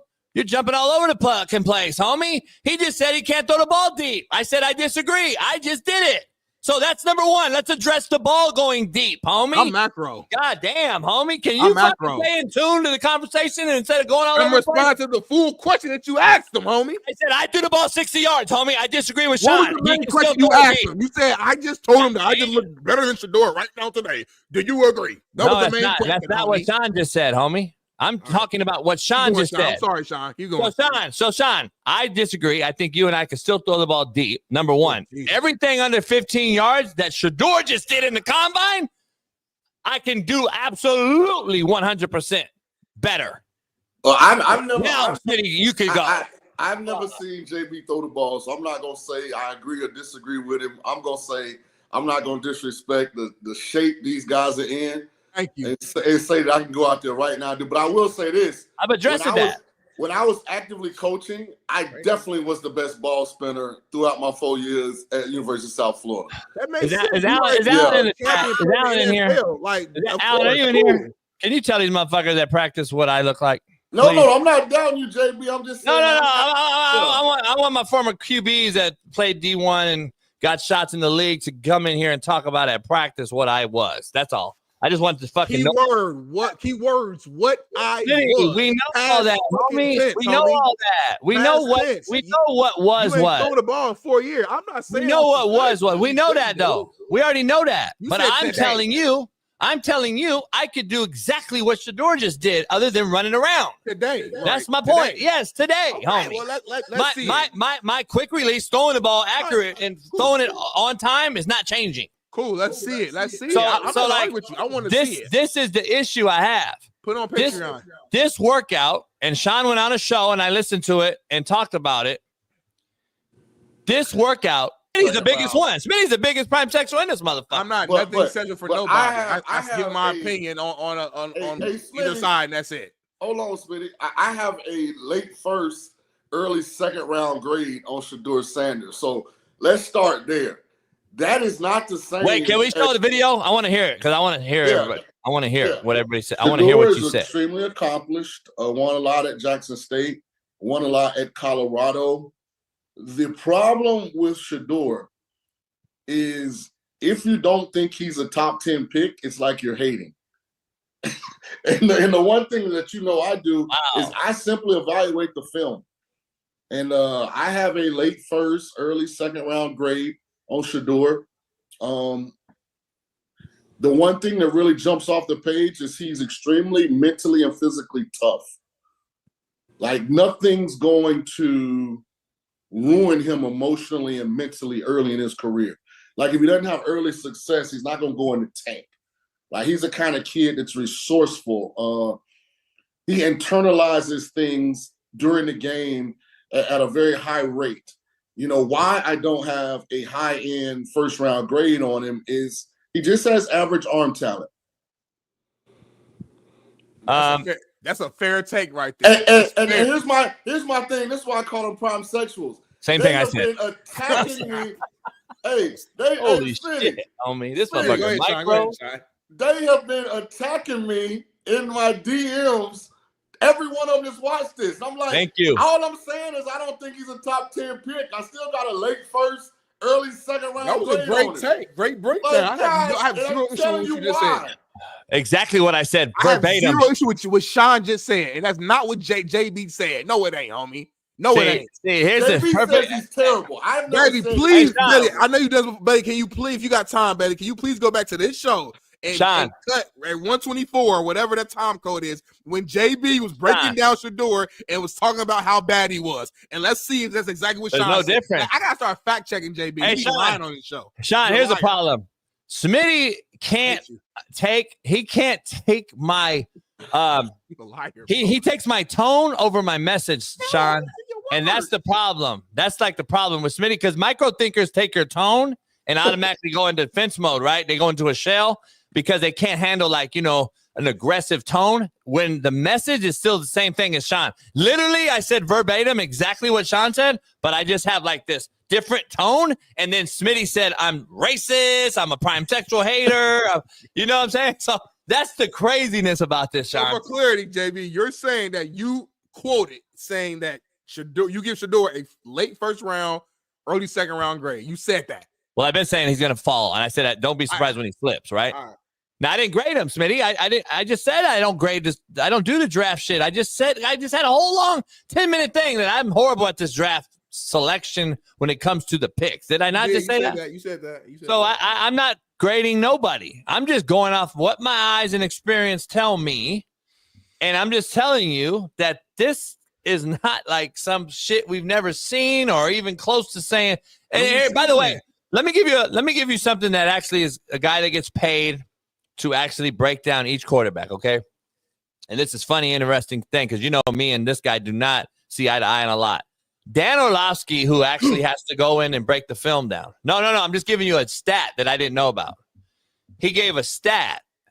He said that Shedeur is the hardest quarterback he's ever had to break down because 75% of his throws are at or behind the line of scrimmage. Which means why his high percentage of completions are so high and skewed because only 25% of the balls he throws are either a shot ball or some sort of, mid-intermediate throw. Everything else, homie, is hard to break down because it's all boom, boom, boom, which the game has become lateral, right? Thank you. Well, no, I'm just saying though, Smitty. What do you mean? You're the king of two things can be true. If a guy throws did that, he got 3 of them things. But if the guy throws the ball 75% at the line of scrimmage or behind it, how the fuck am I breaking that down for an NFL evaluation to throw the ball? We can't see arm strength. You can't see accuracy. You can't see manipulation in the pocket with his feet. Okay.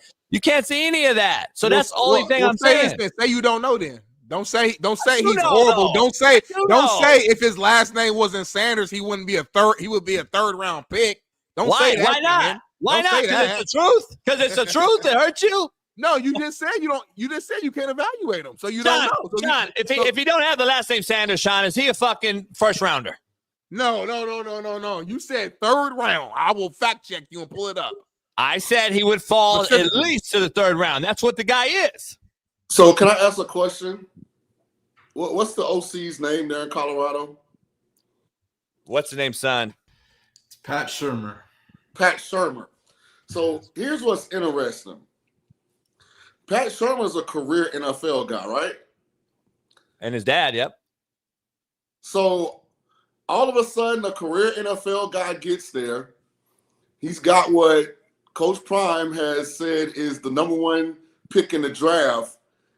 And the offense that I'm going to say he was forced to run looks nothing like an NFL system. That's where I started to ask some questions.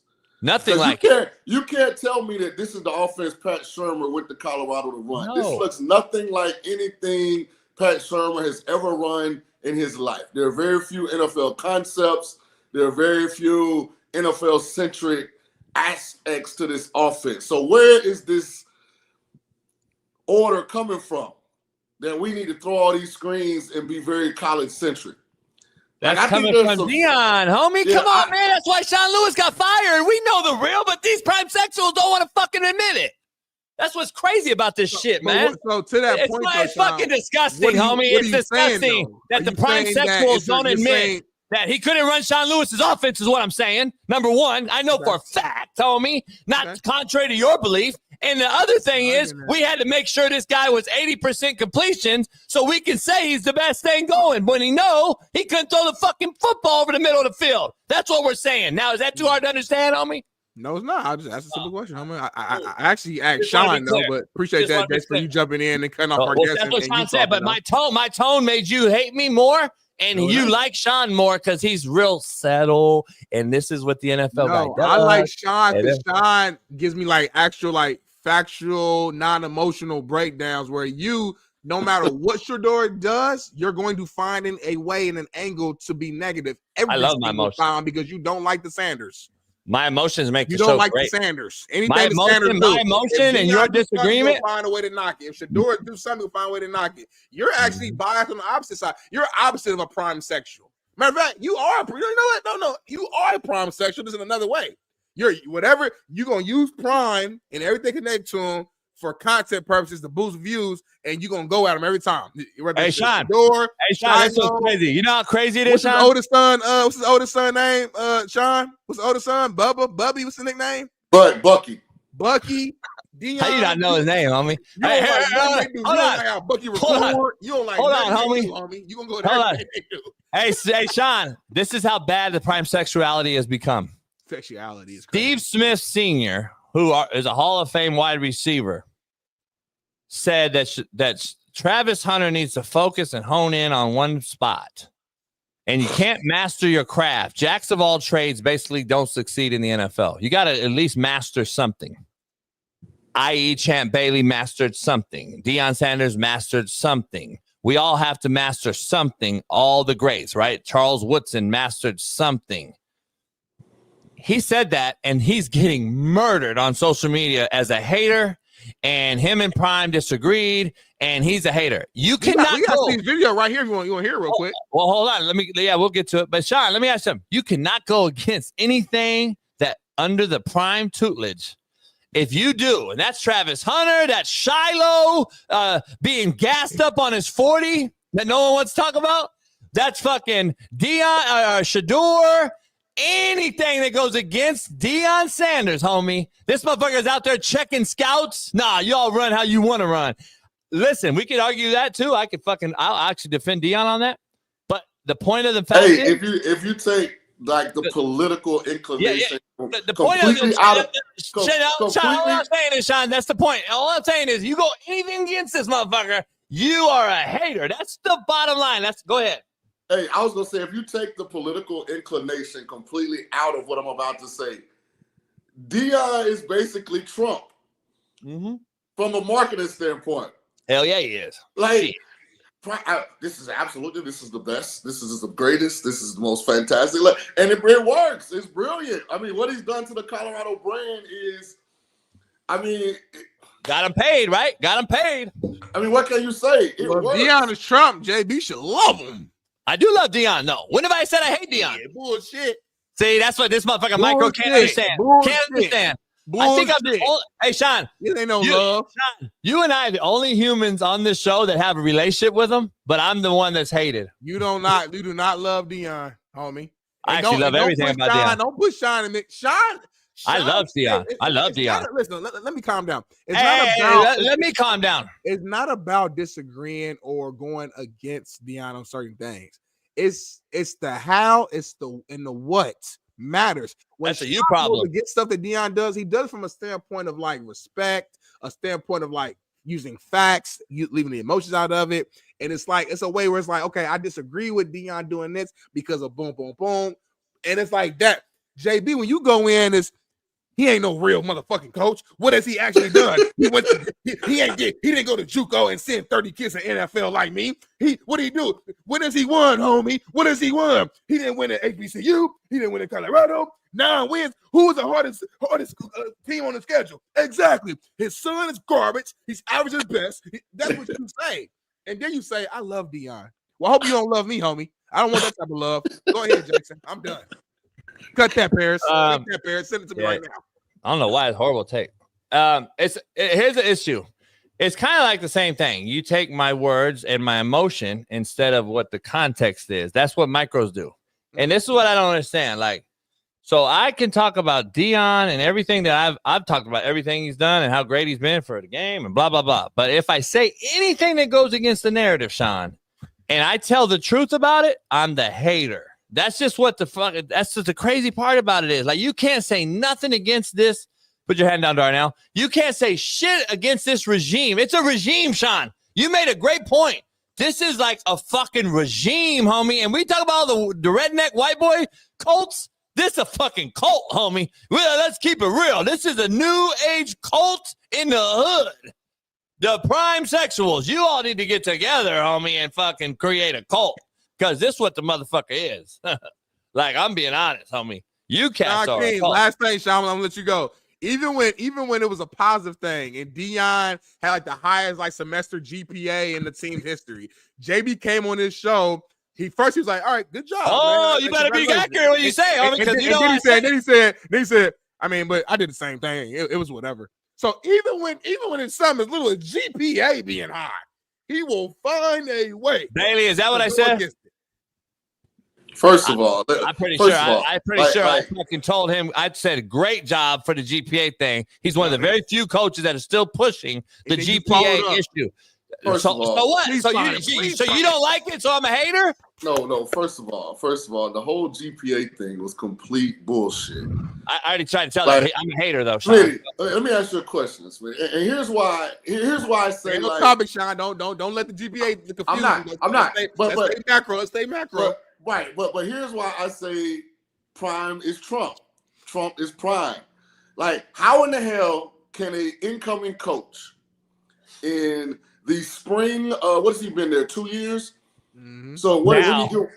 Shaun, I know where you're going. Exactly what I said, and I'm a hater. I'm a hater that he inherited a roster GPA. I'm a hater, though. Smitty, how can an incoming coach? He can't, Shaun. Come in the spring of 22. Mm-hmm. Tell the entire, well, it was December, so it was in the semester 1 in 22. Tell the entire room, basically, y'all got to go.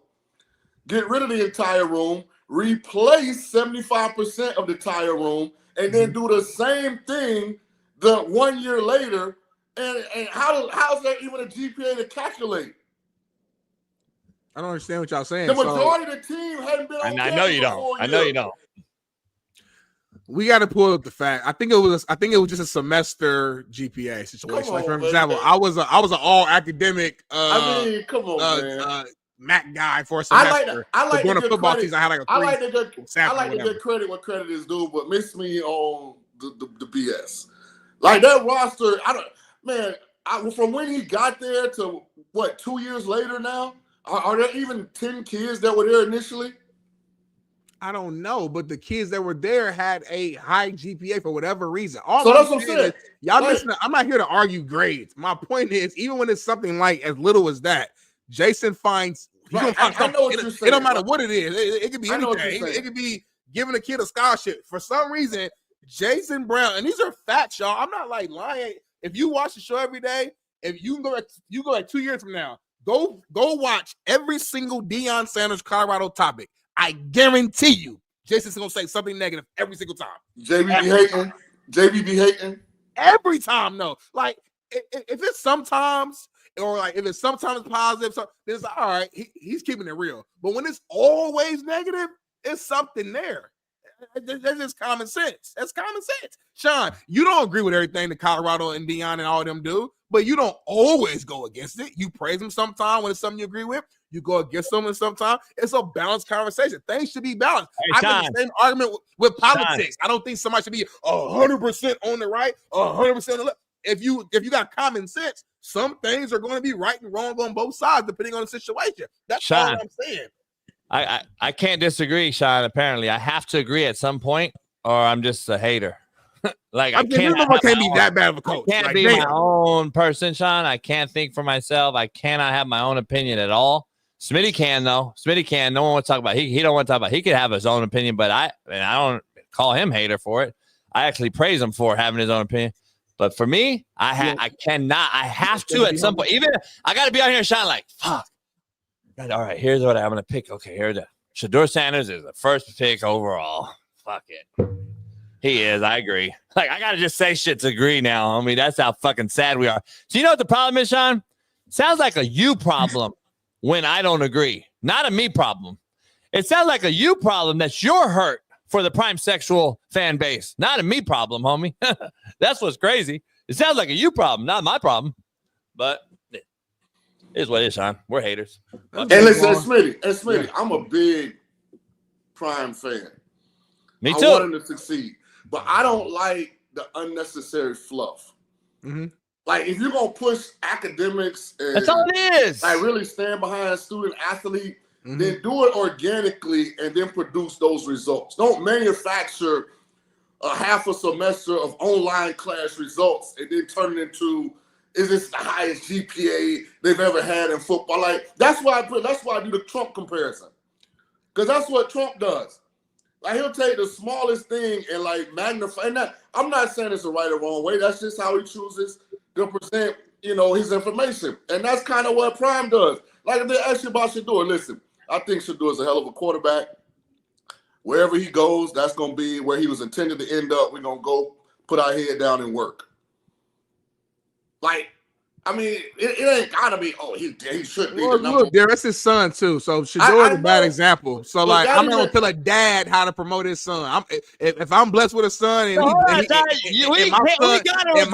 is good at anything, I'm gonna be the biggest fan. LeVar Ball said Lonzo Ball is gonna be better than LeBron. And this motherfucker is brilliant. That's his son. This motherfucker might grow like a motherfucker. I'm not gonna tell a father how to father. I'm gonna tell Shaun how to be a father. I'm gonna tell Jimmy how to be a father. This motherfucker, isn't he making our point? Like this motherfucker's prime sexuality is making our point again. Like this motherfucker, he will not go against anything. That it's always it's his son. Hey, Shaun, guess what? Steve Smith said he needs to hone in on wide receiver. You know what shit Smitty said? Well, JB, that's like his son.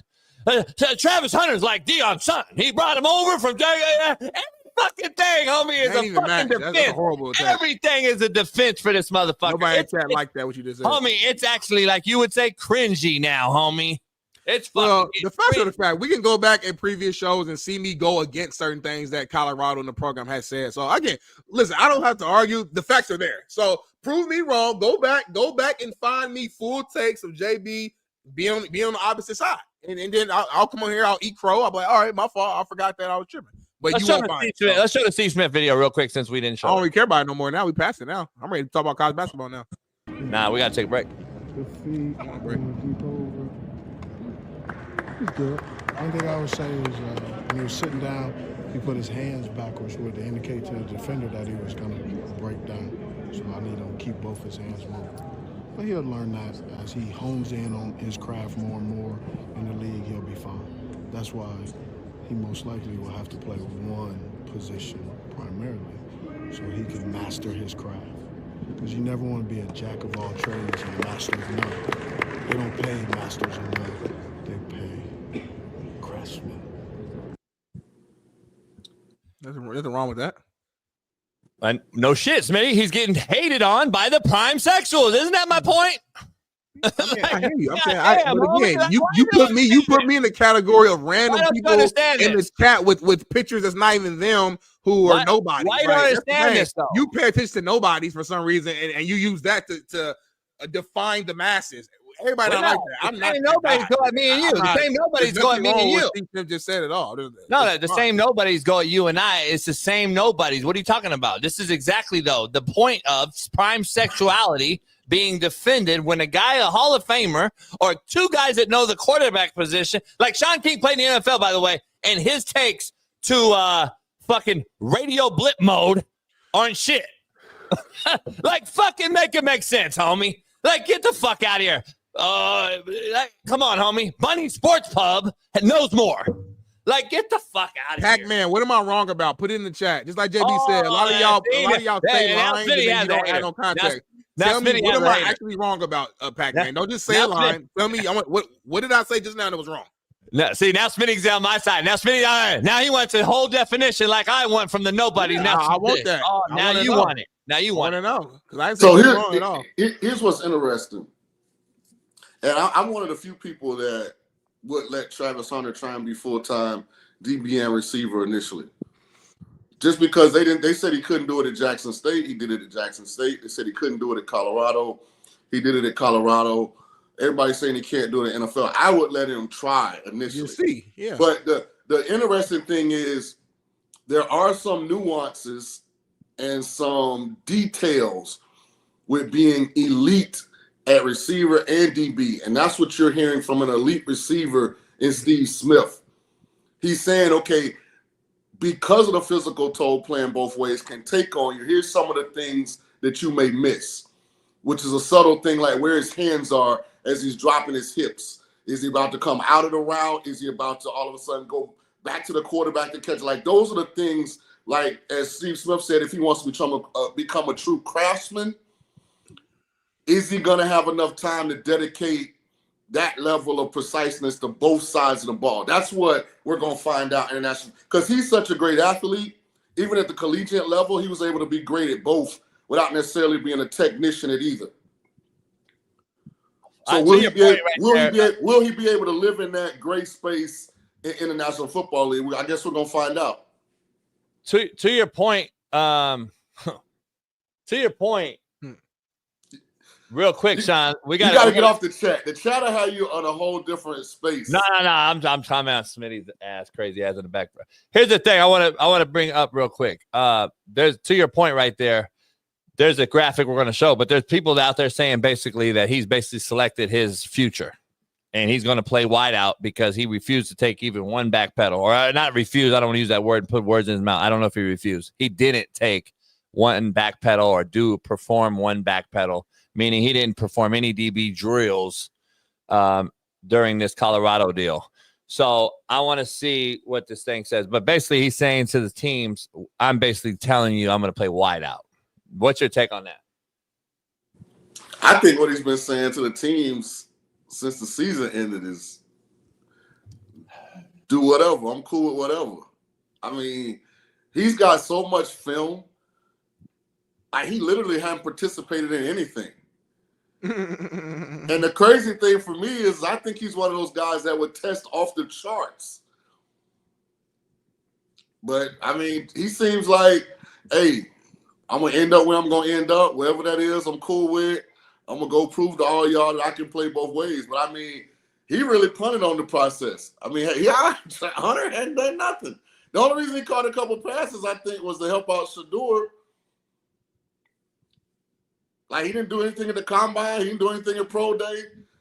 I guess he's like, I'm the Heisman winner, goddammit. So based on Watch my tape. Yeah. I had 180 plays the game. and that's to Shaun's point, though, at the end of the day, like, I think the whole combine thing either needs to be scrapped or demanded. It's got to be one or the other. Like that's what I've been saying the whole time. I said that shit with Matt 3 months ago. It needs to be scrapped or demanded. Like that's just what it is, in my opinion. So we can cut out all the bullshit because his pro day shit in shorts is the same shit. It's just that you were invited or not. Like I don't understand the difference. And then you turning down going. I just think it's a bad look overall. Not for the players particularly, but the league, the team process, the draft process. That's all the thing I've been saying. Either scrap it or fucking do it for everybody. So that's the only thing I said. Now, to that point, to Shaun's point right there, are we saying that his film is good enough for a GM at 160 pounds or whatever he weighs, 180? How much is he, up to 180? Is it enough to play both ways? And I'm going to draft you as the best player on the board, not wide out, not DB. That's the only thing I'm questioning or asking. Hey, Jamie, here's something that's kind of popped up recently, and I haven't been able to do the research on it, but what's this new 200-pound unwritten rule the NFL has? Like every running back, every receiver is trying to get at least the 200 pounds. Like I noticed that. Where did this pop up from? Yeah, I don't know. Is know. That something that's in the undercurrent now with the agents and the personnel guys? That I don't know how that's a thing, Smitty and Shaun. When we have guys that are one of most couple guys we've had on, one of them being the most producing linebackers in the NFL, Patrick Queen at 215. Right. Like I don't understand how these linebackers now have gone from 255 to 205 to 225-ish range. That's what they are now because so much RPO and quarter dropping linebackers now. We're not filling a gap taking on a fullback anymore.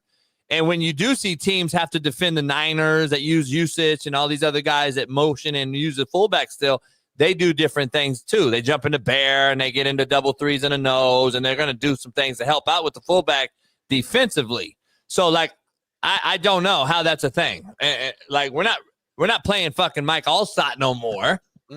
Like, so I don't understand. The linebackers can be lighter, but the running backs got to be heavier. Like, to me, that don't even make sense. That's probably. Have you heard that? Have you heard that though? These kids are trying to get to 200. I've been seeing it. Yeah, I've been seeing it with wideouts too, though. Yeah. Like I don't know. Like it's crazy because Smitty and I had this debate a year and a half ago or so when we talked about the body types in the current professional athlete, basketball, football, baseball. We're like, I brought up the point of the whole joke that's weed and Taco Bell, but we brought up, look at the body types. The Devontae Smith was one of them that we brought up. That he was injured at the time and he was really, a little guy. And I'm like, look at the body types in the old wide receivers when Shaun played, for instance, versus now. And we wonder why we're getting these soft tissue injuries. That was the discussion. But anyway, is that and I want to put context on why I brought it up. I was talking to a couple guys that are actually active NFL coaches on 2 top 10 teams. And we were talking about a particular receiver. And they both had concerns because the receiver was in the 185 range. And so then I start like researching a little bit, and I saw a lot of guys, the running back at Tennessee, Sampson, some different guys that were really attempting to get the 200 pounds from the end of the season. I had never heard that before, so that's why I just wanted to ask. Yeah, I don't know. I think it's been a trending thing for a while, though, right? I've been hearing about weight for a while. I just don't see that linebacker, though. I don't understand how you can't demand it at linebacker, but you're asking for wideouts and running backs to be heavier. Since we missed our 8 o'clock break, can we take a 2-minute break so that I can go get myself prepared to talk about the bullshit that occurred? Don't even mention that. I forgot all about it. Oh, my bad. Yeah, let's take a little break because we got a guest, too, a betting extraordinaire coming on. AJ Hoffman is going to join us, too. Let's do a quick break so we get some time with Shaun just to discuss this before we bring on. Give me 60 seconds. I just got to go mentally. No, we're going to give you 2:30. I got shit. Okay. Yeah, I got to take a shit, too, honestly. I've been holding for all show. So we'll see you in a couple minutes.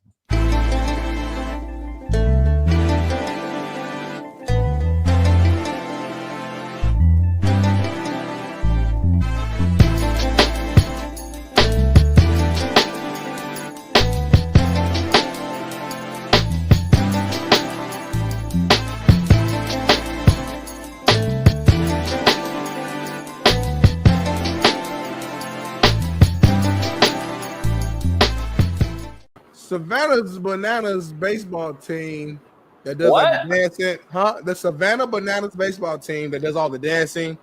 Coach JB, just react to this, man, and kind of give you a take on why so many people watch this.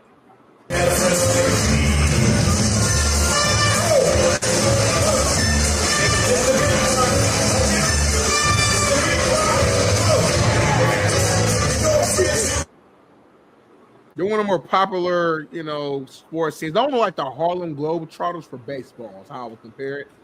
And very popular. People love them. They literally sell out crowds, make a lot of money. A lot of these guys actually played, I think, baseball at some point for real, like maybe in college or whatever. Now they kind of do this thing for fun. But what's your take? Why do you think so many people actually like them? Hey, baby. Good morning. Go back to his name. Rewind. Go back. Rewind it. Right there. Pause it. Go back to his name, Bailey. Let me see his last name. Let me see that right there. That's why. Because he sucks cocks. Because he's a gay. This is gay. Suck cocks. That's why. He has the perfect last name. The fuck are we doing here, homie? You a homophobe, homie. The fuck are we doing? God damn. Oh, hell no. You fucking shitting me. You would not go see this fucking in real life. Stop the cat. Tell me right now, truth or lie. Would you go see this? I don't watch baseball like that.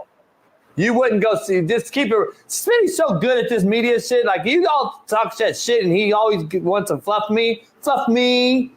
He's good at this, homie. He knows how to be so mainstream corporate.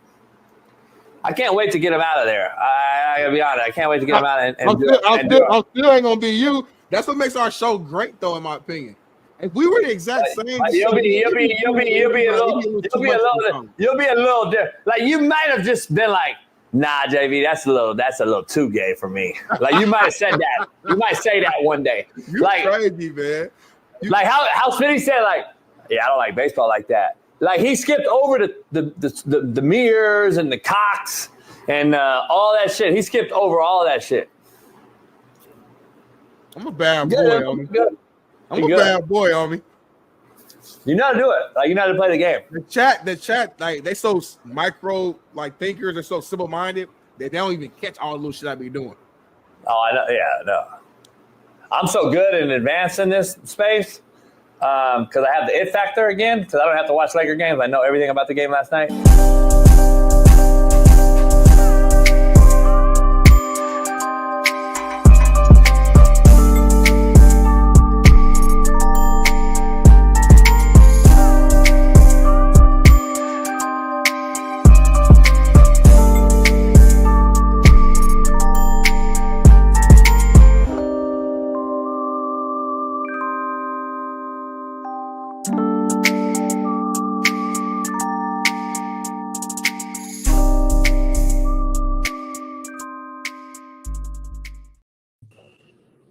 Oh, man. We back hour three. Let's get straight to it right now, man. So you got it, homie. It was a great college basketball weekend, Final Four weekend. On the men's side, though, unfortunately, Shaun King's team, the Duke Blue Devils, literally blew it in the last 90 seconds of the game. I was following Shaun, and on my bracket, I had Duke winning the whole thing. Duke against Florida. I'm thinking we're right here. Shaun was right. I finally picked the two teams to make the final, which I've never got correct ever in my bracket history. And literally, man, the last 90 seconds, they blew the game. So, Shaun, man, what was your reaction to the ending of that game, and how are you feeling right now in this present moment? Hold on. First of all, Shaun, I don't throw shade at when you're down. I don't knock people when they're down. Do you want to get in on the $1,000 that I'm going to throw on Houston tonight on top of the 1,000 I already bet pre-bracket? You want to go half? Florida by 30. Oh, my God. Here we go. This got you in trouble on this show, man. What so are we doing? Let me explain why. By the way, I'll bet, like, I don't know. I'll bet a lot that there's no shot in the world that Houston loses tonight. No shot. It's over. It's a wrap. It's All done right, deal. so- They don't even so need to play tonight. You and Shaun bet right now. So hear me out first. Well, we already did it. I won. Hear me out. Hear me out. What you saw was the super Walmart that exists in college basketball between a program like Duke, who recruits at an elite high level. So they're only going to have a bunch of young, inexperienced, but super talented players versus a more experienced, older coach in Coach Sampson, who's able to get a bunch of 22-year-olds Here they come. to play in Houston. And what happened down the stretch was experience outplayed inexperience. Age outperformed youth. That's what happened. The reason I think Florida has a much better chance is because Florida's an old-ass team, too. They got a lot of third and fourth and fifth year players. See, we start 3 true freshmen. 2 of our guys off the bench are true freshmen. Yeah. You saw those true freshmen make some mistakes. Add in Tyrese Proctor, played terrible, fucking awful. I can't wait to run him out of our program. That's 2 years in a row. He laid an egg in the most important part of the season. I'm sick of his light skin, hair all over the place ass. I'm just joking slightly. But let me say this. Let's not take away from the magnificence that is Cooper Flagg. 27 points, 7 rebounds, 4 assists, 2 steals, 3 blocks. And missed the game winner. To waste that performance in a game that Duke controlled throughout. I still want to go back and make sure that the scorekeeper didn't mix up, any of the scoring. But I mean, down the stretch, they out-executed us. It is what it is. I'm not a sore loser. I'm very passionate about the teams that I follow, but you got to give your props to Houston. When they started pressing our inbounds play, this is the one part where I felt like Coach Shire got out-coached. We had no answer for like a whole 4 or 5 inbounds passes. It was like no plays or nothing to get nobody open. Shaw was confused. What the hell? Like, this all we gonna draw up? So and then Buddy just threw it straight to the team. They steal the ball. They score. It was horrible execution. I agree. Was that a bogus call on Cooper Flagg? 100%. Bogus call. But if Tyrese Proctor, who's our actual upperclassman, makes his free throws instead of missing the front end, how the hell can your 2-guard not shoot free throws? I mean, how many wide open threes did Tyrese Proctor miss in that game? Like, he's the sole reason we lost. All that being said, though, if your superstar college player of the year makes that mid-range fadeaway, it was defended good, but you the star. You're the best player in the country. Make that shot right there. Your legacy's even bigger. Like, I feel like everything was set up for Cooper Flagg to just have that moment. Even before that play happened, I'm like, it's about to happen. Cooper Flagg's going to make the game-winning shot. They're going to love it. And here's let me correct you for a second. Please do. Here's where the NIL transfer portal is doing a disservice to these kids. You know what that was? That was the prerequisite for him coming back and winning as a sophomore and junior. That was his first time ever in that spot. How many all-time greats have we seen get in that spot and not come through? I mean, Melo might be the only one that really did it as a true freshman. The way this thing's supposed to be, he's supposed to be coming back to Duke next year, adding the Boozer twins, and next year he's supposed to make that shot. Ooh, with the Boozer twins? Jeez. But he'll be in the NBA making $1 million. So. Right, but the way this thing's set up, we probably never seen Knuppel, the big African kid, or Flagg ever again in a college jersey. Now you won't, man. Jason, thoughts? First of all, everything you said was completely horribly researched and bad. Okay. So number one, Houston's just as young as Duke, and had more transfers exit and gain new bodies this offseason that contribute to goes exactly against your point. You just said that this is a young team at Duke that don't know how to win late, blah, blah, blah. It's the same portal, homie, for everybody in this thing. Houston had the same new bodies. It had to deal with the same inexperience under a new coach as Duke had. Stop. I brought up age.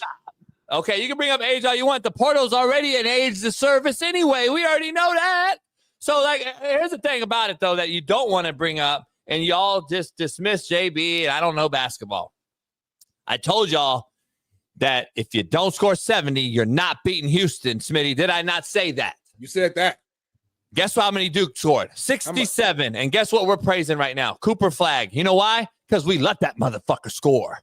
We didn't let everyone else score, homie. That's what you don't get. That's what team defense does. They shut down your fucking roster and let your superstar do him. They didn't even score 70. And they're the greatest team and blah, blah, blah, blah, blah. This team would have got beat by 70 against the UNLV Larry Johnson team. This ain't no greatest team ever. This team couldn't score 70 on a team that got transfers just like Duke. Houston got transfers in the guard position, at the center position. They lost 2 guys that were veteran leaders last year. One went to Pitt. One went to fucking where else? Let me look it up. I don't want to give you no false information. One went to Pitt. What's his name? Damian Dunn. And then Houston gained Uzan, right? And they gained Cryer, right? Are those not huge contributors, Smitty? Anyway, that take Shaun just made doesn't carry any weight whatsoever. They didn't score 70 points. And if they were so good, Smitty, Flag would have had 27, and so would the other guys. They would have scored over 70 points, bottom line. And let's not take away from the Houston Cougars' ability to D-up late in the game, which won them the game. And why Jay Williams and all these Duke fanboy prime sexuals are now mad at the world because they totally dismissed the fact that Houston did what Houston's done all year. Won on the road. Like, I'm trying to figure out why they get no credit, but Duke gets all the credit for choking. No, they didn't choke. Houston took that motherfucker. Like, that's what we're not going to sit up here and do, as Shaun's famous words. We're not going to sit up here and deny the fact that Houston won the game instead of Duke losing the game. Let's give these young men some credit, too, for going out there and stealing that shit and then hitting a big-ass 3 and then clipping it down, catching a tip jam, getting fouled by who? Your hero. and then guess what? And then Houston goes down and hits free throws in the clutch, but you're bitching and moaning that Duke missed free throws, and it's a you problem. Hell nah. Houston made them motherfuckers. Why we not talking about Houston making clutch-ass free throws, Jay Williams, when your choke artist ass missed them? That's a nut check, homie. Houston has nuts and good. Hey, the guy from Houston that made the 2 free throws. That was good, JB. I know. That was pretty. I got confidence though, Shaun. Regardless if you agree or disagree, that was a good, passionate take for a show. I'm gonna be real with you. I don't know basketball, homie. And JB didn't watch one game. I didn't watch one game. I got up and left early. Hey, Smitty, the guy from Houston. I should be on mainstream media, homie. Hey, the guy from Houston that made the 2 free throws is in year 6 in college basketball. Ooh. That's a long, grown ass man. Hey, OG, this guy. Hey, guys, you got a guy that's transferred 6 times. Yeah, Roberts is in year 6. What about your transfer? You got transferred 6 schools. Who is that? Hey, real quick. One of them white boys. One of them white motherfuckers. Our special guest, JB, our special guest, AJ Hoffman, is in the building. I don't want to keep him waiting. Let's bring him on, Bailey, right now. Join the discussion. How you doing, AJ? How you doing? I'm good. I hate to interrupt. Sounds like you guys are having a heated discussion. Hey, AJ, that's what we do, AJ. You know, that's what we do on here. I'm glad I could be a real specialist on it because Shaun, he bets his ass off. He actually wins more than he loses. JBC now. But Shaun has to be checked sometimes, you know what I mean? And proven like he's wrong with this Duke thing. And I picked Houston pre-bracket to win it all against Florida, by the way. So my 2 teams have made it. I had a horrible dark horse in Vanderbilt lose first round. I had them go in the Final Four. So that's fucked my whole thing up, AJ. But I still got the 2 in the finals. I'm about to bet another 1,000 on Houston tonight to win it all. There's no way Houston don't win it all, AJ. Tell me I'm right, please. Go. I'm with you, man. I think this Houston team is special. Like I won. They haven't lost. They've lost 1 game since November, and it was by 1 point in overtime to Texas Tech. the team that probably should have knocked Florida out of this whole tournament 2 weeks ago or a week ago. This team is just battle tested, man. They are tough. They are rugged.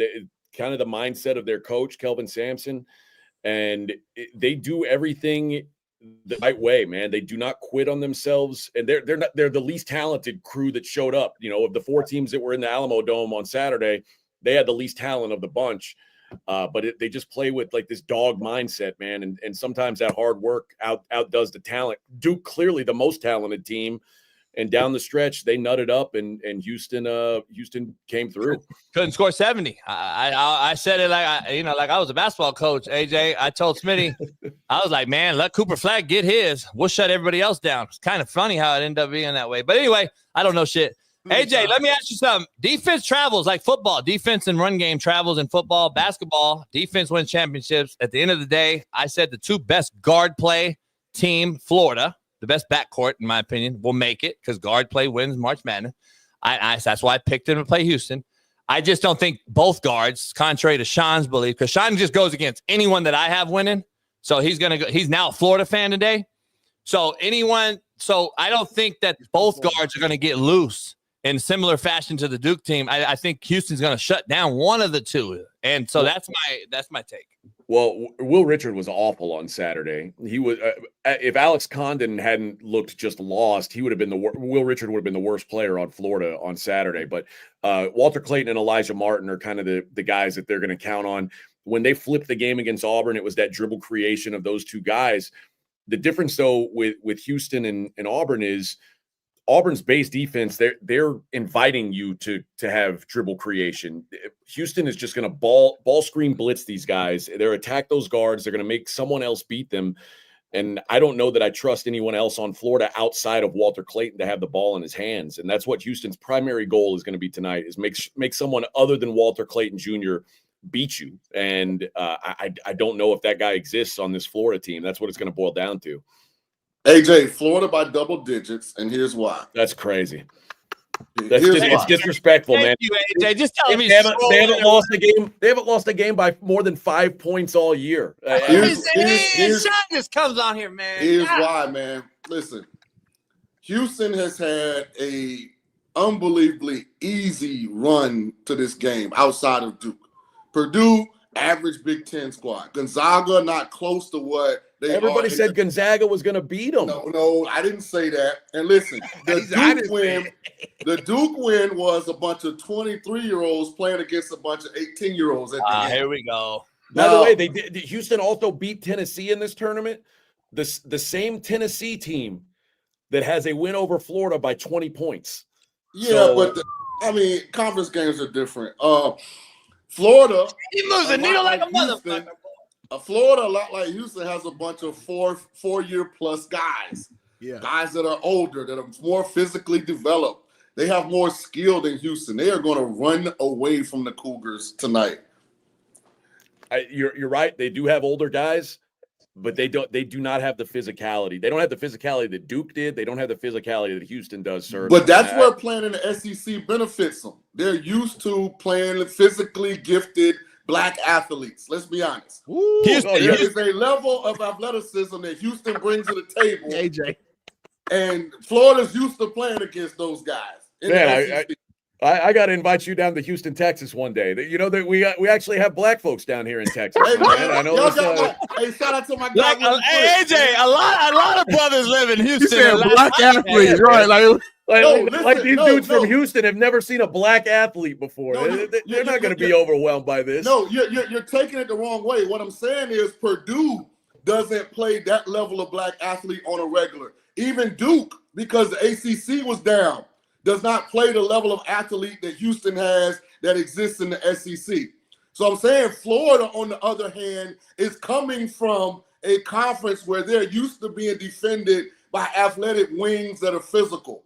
That was my point. It's not a Houston thing. It was a competition thing. But here's the thing. Go ahead, AJ. The Big 12, like Kansas, Arizona, you think these are all a bunch of slow white teams? I'm not sure. All having down years. But Texas Tech, they almost knocked Florida off. That's the Big 12. And remember, these teams have played the same strength of schedule. these teams played the same strength of schedule this year because Florida did nothing in the non-conference.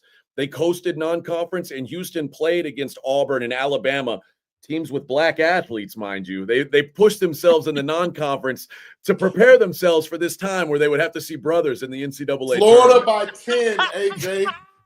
Take the alt line. Hey, Smitty, take the alt line. Florida minus 10. That is a wild prediction, my man. A wild prediction. Wild. AJ, let's dive into it. I didn't know we were on the fucking View today.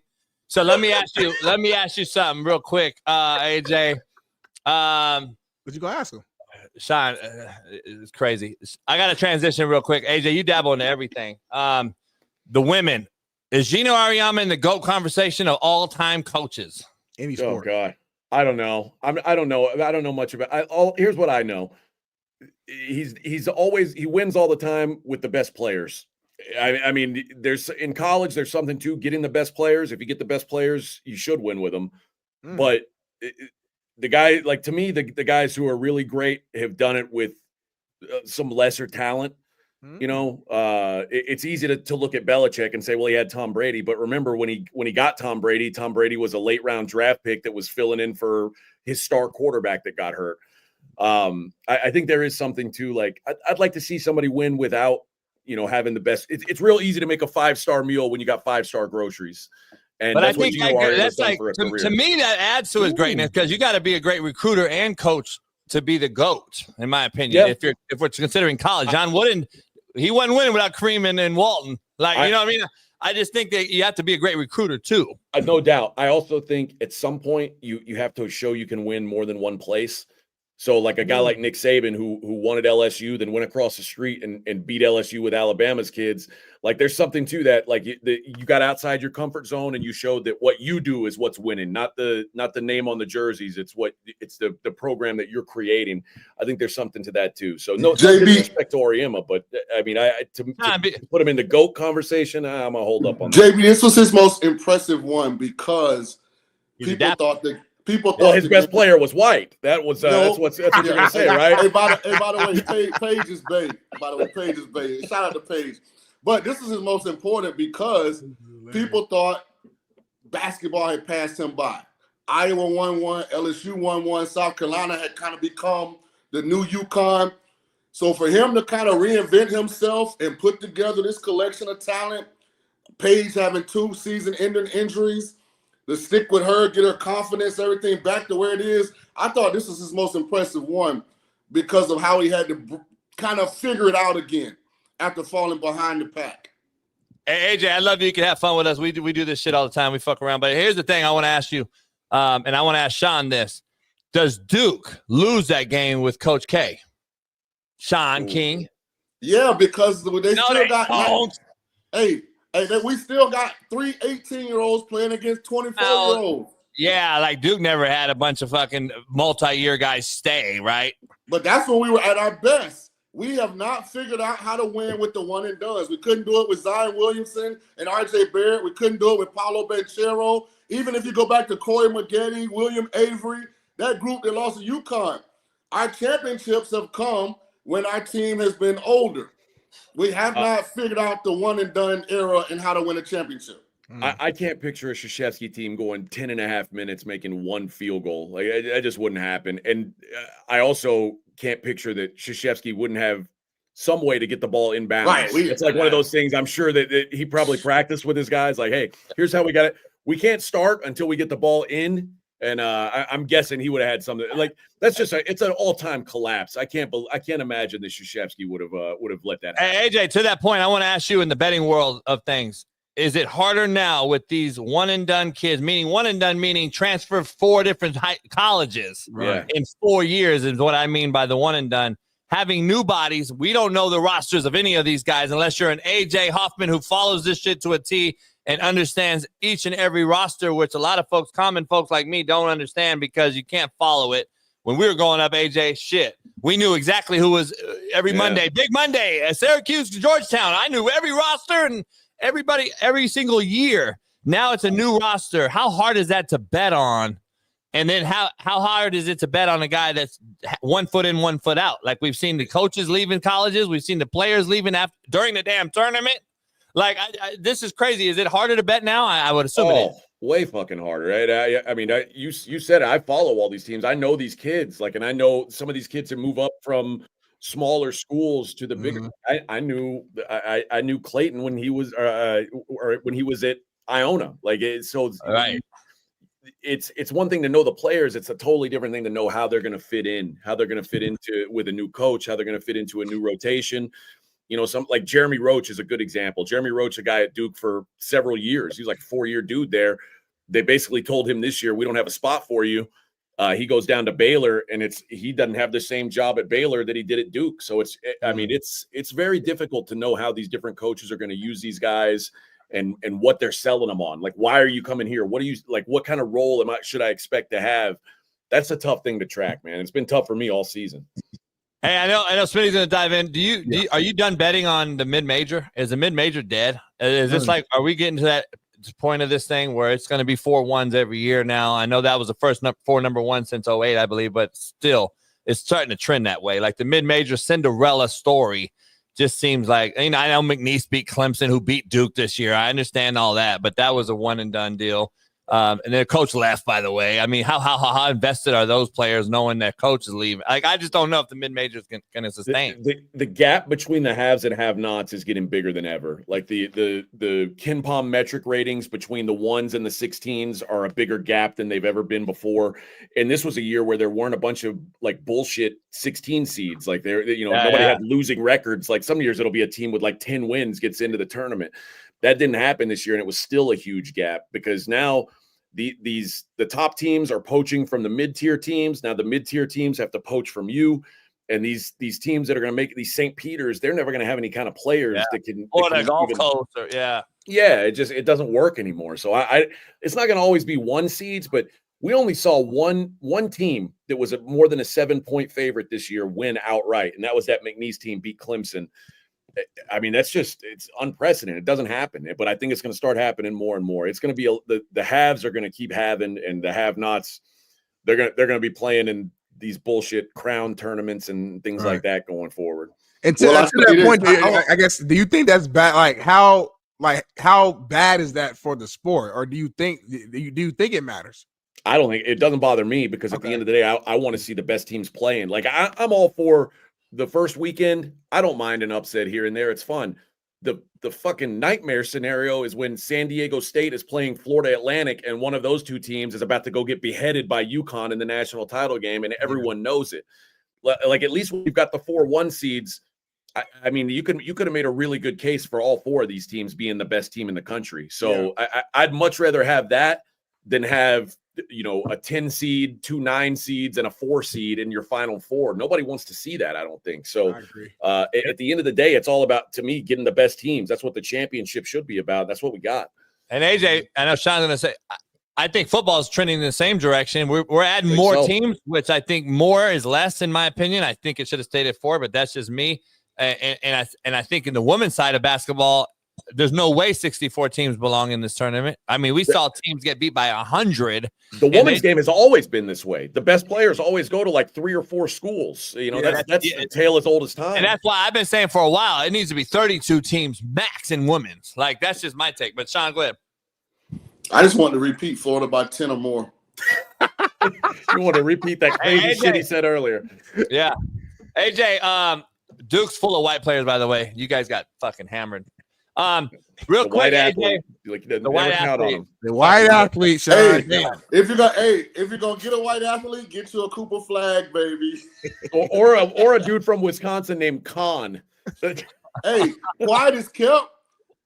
Khan Knuppel is in every lottery mock NBA draft that I see. I can't believe it. A white athlite. I don't know how he's done it. You know it's crazy. AJ. And not Euro either. Not Euro. He's in every mock lottery, and Walter Clayton is in none. Because Walter Clayton doesn't even try on defense. That's why. Walter Clayton's like 6'1". But I think the idea of like white guys playing basketball. Lucas scored like 1 million points last night. Like, this is not those ain't white guys, AJ. Those are Europeans. See, what you're trying to do is you're trying to take all of this strong gene pool and put it in the Yo and JB swimming pool. No, those are Europeans. I think what the white basketball player is the new black quarterback. Like black guys figured out how to play quarterback. Now Whitey is figuring out this whole basketball thing. The white athlete is taking over basketball. Hey, brother, watch taking out. over.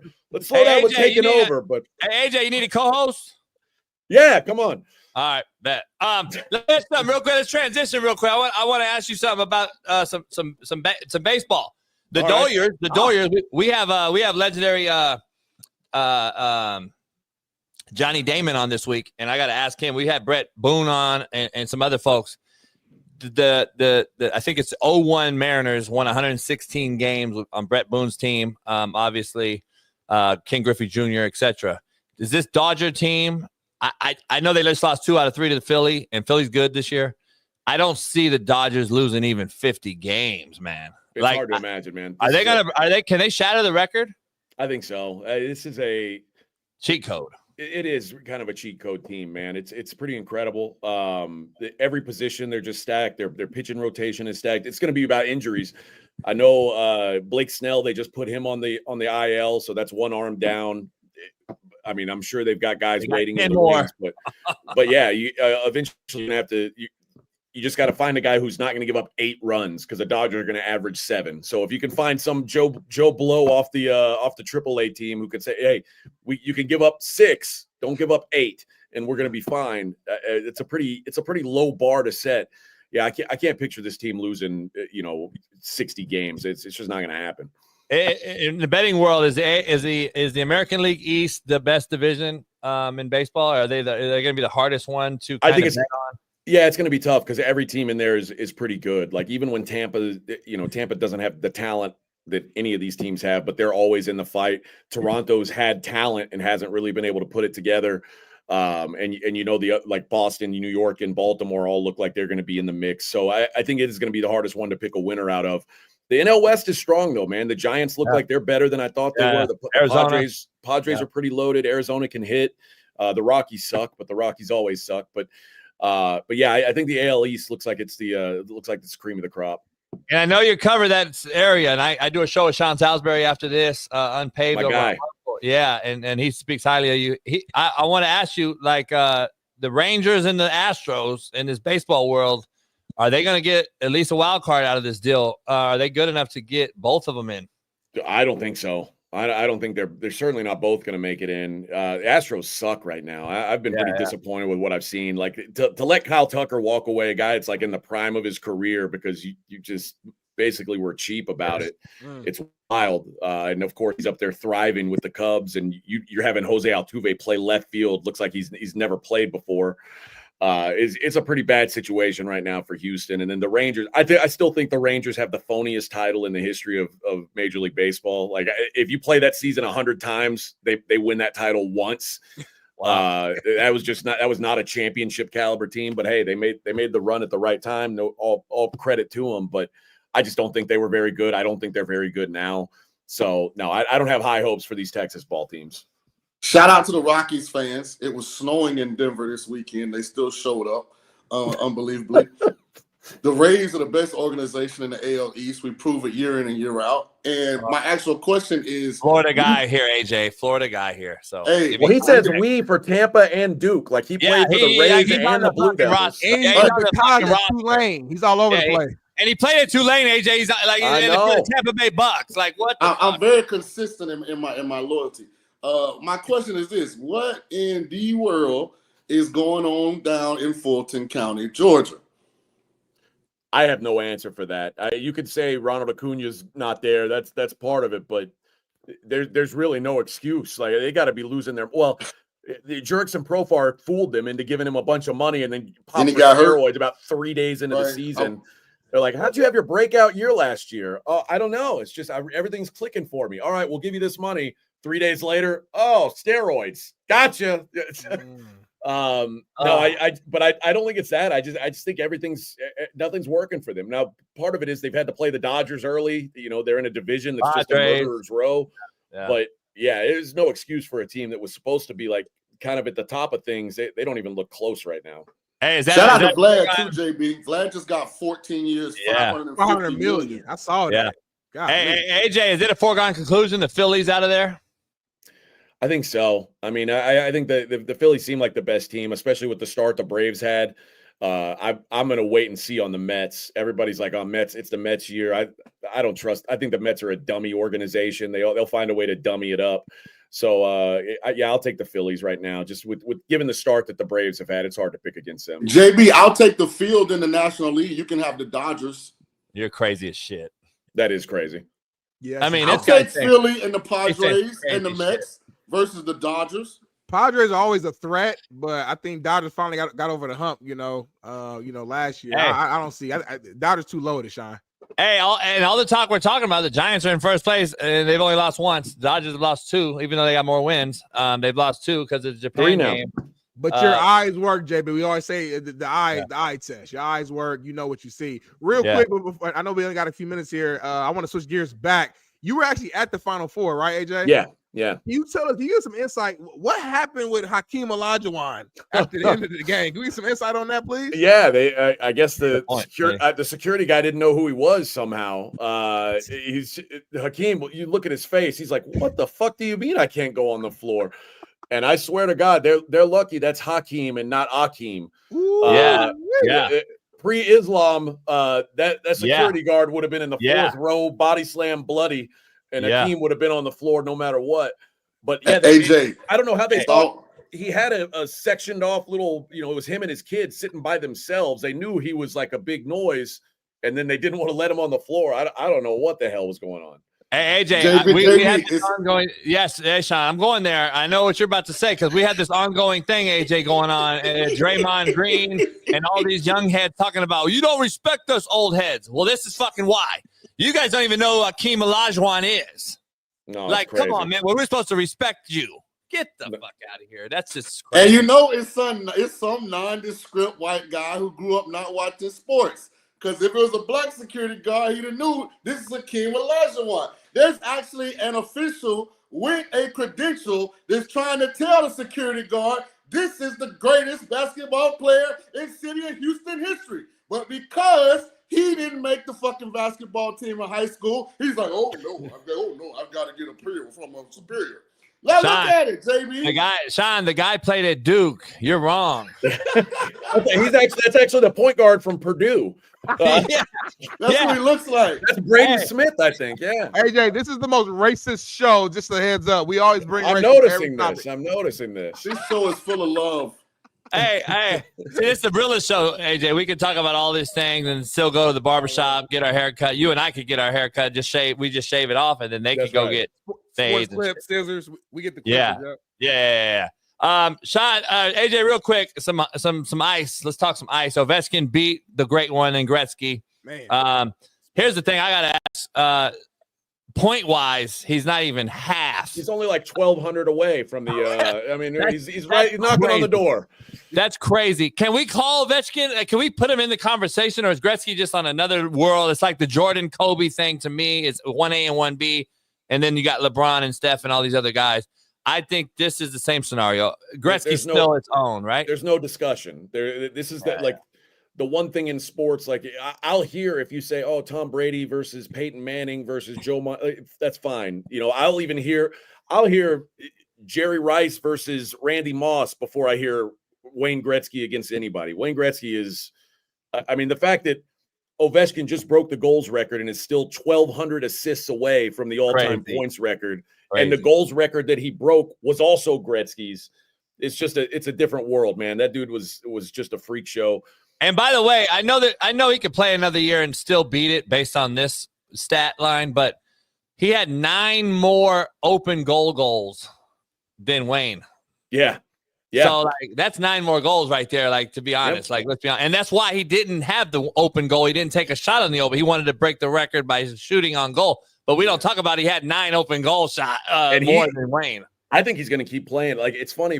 My co-host today, when he saw him, he's like, how fucking old is this guy? I was like, dude, I don't even think he's 40. He's just like me. Like, he looks I'm telling you, that gray beard ages you years. Well, we're white. He's 39, right? Yeah. He's 39 years old. He looks like he's 50. Yeah. He does. Like they show him Gretzky looks younger than him. Hey, White's age different. Ovechkin's not white. He's Russian. We don't have those good genes. He's everything. Jay. He's everything that's great with hockey, man. Ovechkin. Hey, Shaun not giving y'all any. He ain't giving the whites nothing. He ain't nothing.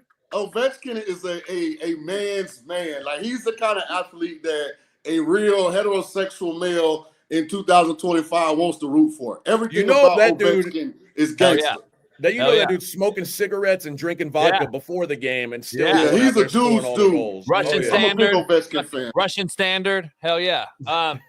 Hey, Dodgers or the field, AJ? If you're a betting man, Dodgers. Y'all crazy. Y'all gotta stop this, man. I'm sorry, Shaun. I'm with Dodgers. Dude, I wish it wasn't true, but I think it just is, man. Come on, man. You're going to give me the Padres, the Giants, the Phillies, the Dodgers are going to win 2 or 3 in a row, man. I'm an LA homie. I'm just telling you. I'm just telling you. Real quick, hockey-wise, who you betting on to win this thing this year? I like Vegas. I mean, part of it is I'm a Knights fan, but I like the way they're playing right now. It seems like they're kind of coming into form. And I think it is going to be somebody from the West. I just think Washington scares me. Florida scares me a little bit, but I like this Vegas team. I like the way they look. Dude, quote unquote, my Kings have a shot. Absolutely, yeah, they're pretty solid too. That's a good team. By the way, I've never been paid by the organization. I never suited up there. I love when the motherfucker they're my. It's okay to be a fan, though, JB. You're a fan. So now. my loyalty is with the Lightning, so I'm gonna root for the Lightning. But I'm telling you, it's about time. No shot. Canada got back in this thing, so I'm going with Winnipeg. Oh Lord, you're picking a Canadian team and picking against the Dodgers. You just out on a limb like crazy these days. Yeah, it's about time. After you tell me Houston's not used to black athletes. This is all Shaun's trying to make money right now. He's betting on all the teams that's not going to win. Hey, AJ, this guy's worried about a 51st state. What the fuck are we doing here? Hey, AJ, man, thank you so much, man. We got to have you back on here, man. You're amazing. Anytime, boys. Hey, I appreciate it. Good luck the rest of the way out. We'll have you on again soon, hopefully. All right, man. Take care, guys. Thanks, AJ. Peace. Hey, this is the Shaun, most racist Shaun has ever been. I'm like proud of you. First of all, I'm not being racist. We have a special guest to become racist. I love it. I'm not being racist. I'm just sick of all my white friends trying to include all these European cultures in their group. Well, real quick, before we end out, we're gonna close out with something fun, something that one of our big time fans created. So Bailey, you know what I'm talking about. There's only one video here for you to throw in here. Let's end it off the right way. Show the clip, Bailey, that I'm talking about. You found it on Twitter, please. I don't know. That me out. I got 9 to 5. What is it?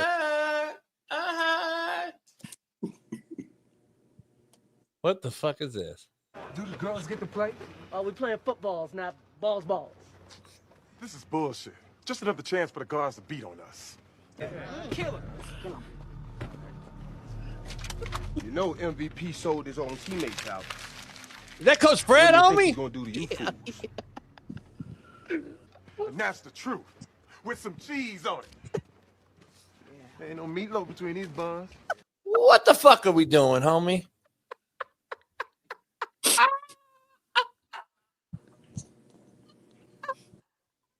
We need to hire Kevin the Trucker on staff, homie. This motherfucker funny. He's talented, homie. He took time to do that. That take a long time to do what he just did. Yeah, what does he do? What he need to just jump on board. I don't know. Free, just bring him free. Yeah, he come on free. Well, he's doing it for free now, ain't he? Yep, that's true. I don't even know the motherfucker. Kevin the Trucker, make one of them every show, please. Starting today. And put Bet US on it. And put Bet US TV on it, please. Yeah, just strip it from here and put it on there.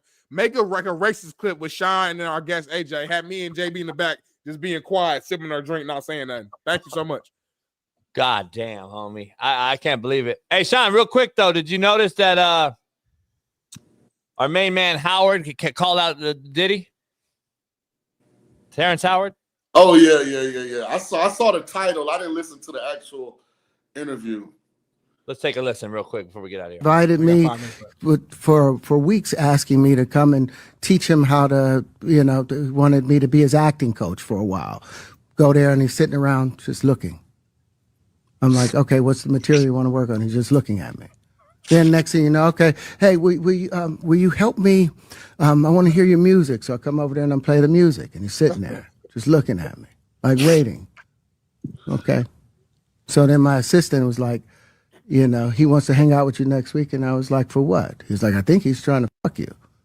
That's what my assistant said. And I was like, oh, okay. Now I get it. So now no more communication. Now you know to be hands off with somebody. A number of producers come in and make the approach, and you threaten to punch them in the mouth, or threaten to knock their head off for talking to you or looking at you like you're a woman. No, men address you differently if you look at us as a woman, is the point he made. Great interview right there. I love Terrence Howard, always have. I thought he's a great actor. He's getting fucking blackballed too now. He said, I think he's trying to fuck me. He said, I went over there as his acting coach to try to teach him how to act. By the way, that motherfucker's like a genius. Isn't he considered a genius, Shaun? Allegedly, yeah, allegedly. I don't know.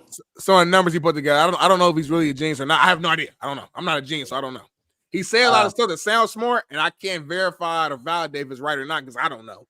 I know he went viral years ago when he said 1 times 1 shouldn't be 1 or something. Yeah, he said they taught us the wrong thing. He said anything times 0 ain't 0, and he did the whole thing. So, but sometimes Jimmy, you say something on this show that sounds smart, but when you really think about it, it's wrong. So I don't know. What happens is later on in life, like right now they're figuring out that Terrence Howard was one of the real ones, and he was actually right the whole time. That's what they're gonna do. Right. When I'm dead.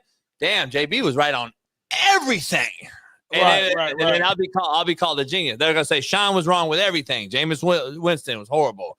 Duke was overhyped. Like all that shit that Shaun's done is gonna come out valid. And then everything Smitty said, prime sexual. Shador was god awful in his whole career. He was in the CFL year 2.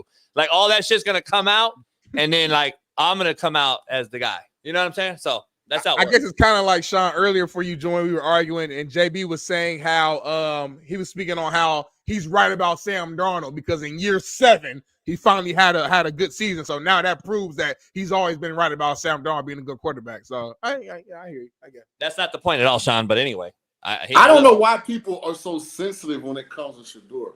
I don't get it either. Seriously. I don't get it either. Like this is the only country in the world where you can have a first-round grade on a kid and people act like it's the worst. That's amazing. The first round grade is amazing of football. Because I don't think he's a top 10 pick. I think he's got a chance to be a good player. Right. If you first round, if you get drafted, it's beautiful. If you first round, that's amazing. Shout out for Shaun. Shout out for Shaun. Be on the DraftKings network right here, making his take. Hopefully don't get wore out. Money, homie. I see you DraftKings. Oh man. Hey Shaun, let's talk that Talk Tuesday. We got a loaded lineup all week long, so I'll let you know who's on Wednesday and Friday with you. As far as special guests, because I know we got a lot. We got Scoop Jackson on this week. We got Bill Romanowski, Johnny Damon. He claims he's white. And then I want to be on with all the white guys. Yeah, I only want you on with white guys now anyway. So that's what I want to do. And I want to try to get somebody from Duke on. I know we had Daniel Ewing on, you missed, but we'll try to get one of the white guys on from Duke, like Leitner. I'm going to get somebody. Here's what sucks as a Duke fan. Yeah, 1 minute. I sure would be. Our team is probably going to be unrecognizable next year if you put it up against this year's team. Because all our guys are going pro. Then we're going to have a whole bunch of new true freshmen come in that are really good, but are going to end up playing some mid-20-year-olds in the tournament. We'll probably lose again. Then they're going to go be lottery picks. Hey, so are you guys in on me on this? I'm going to drop a G-ball on this game tonight. Don't do it. Florida -10. Don't do it, man. Smitty? No, I ain't got it. Don't do it. You want some of the action? I'll get paid till Friday. You want some of the action? No, I mean, if you win, I'll take some of the money for sure. I disagree with the not position. Taking some action. That's just taking. I disagree with the position. Gimme. That's what. I disagree with the position. Florida -10. Take the alt line. That's crazy. They haven't got beat at all. They haven't lost since fucking November, and they definitely haven't been beat by 10 by nobody. So I don't understand how all of a sudden you're thinking the comeback wore them out, like it just drained them, like he just ran through like 10 porno stars, homie. They're not drained, homie. What I'm saying is Duke, if they don't go for 10 minutes without scoring a field goal, probably wins by 15 plus. But why are we taking away from that press defense and just automatically giving them the they just didn't score for 10 points. As good as Duke is, we don't have a Walter Clayton Jr. Hey, Smitty, why are they acting like, why is Shaun King acting as if they were on the court by themselves and just couldn't make a layup? Like, I'm trying to figure that out. I don't get it. I don't know why. I don't know. Like, there's a cause and effect to everything, Shaun. It's a reason why they were making mistakes. Houston's pressure was causing that. Now, we can argue and debate and say, hey, a more experienced team or a better coaching plan in those situations would have changed the effect. That's a cool discussion. But at the end of the day, they didn't just lose the ball because they lost the ball. It's the pressure and the defense and the tenacity that Houston was causing. And I trusted you, Shaun, and I chose Duke on my bracket. And now we both wrong. I'm looking stupid. Smitty, what were you doing? Something was going on. No, this is business, man. Somebody called and was disrespecting, and I had to go off. So I apologize for that. It wasn't professional. I'm sorry. Anyway, Smitty and I'll be back to Talk That Talk Tuesday tomorrow. Steve Kim, Scoop Jackson, I think someone else. I'm not sure. We'll get you the guests as we get them, man. It's the realest show on planet Earth. We'll see you tomorrow. Shout out to Shaun King for joining us, AJ Hoffman, and of course Big Smitty, Paris behind the scenes, Bailey behind the scenes, and we'll see you tomorrow on the realest show on planet Earth. Peace.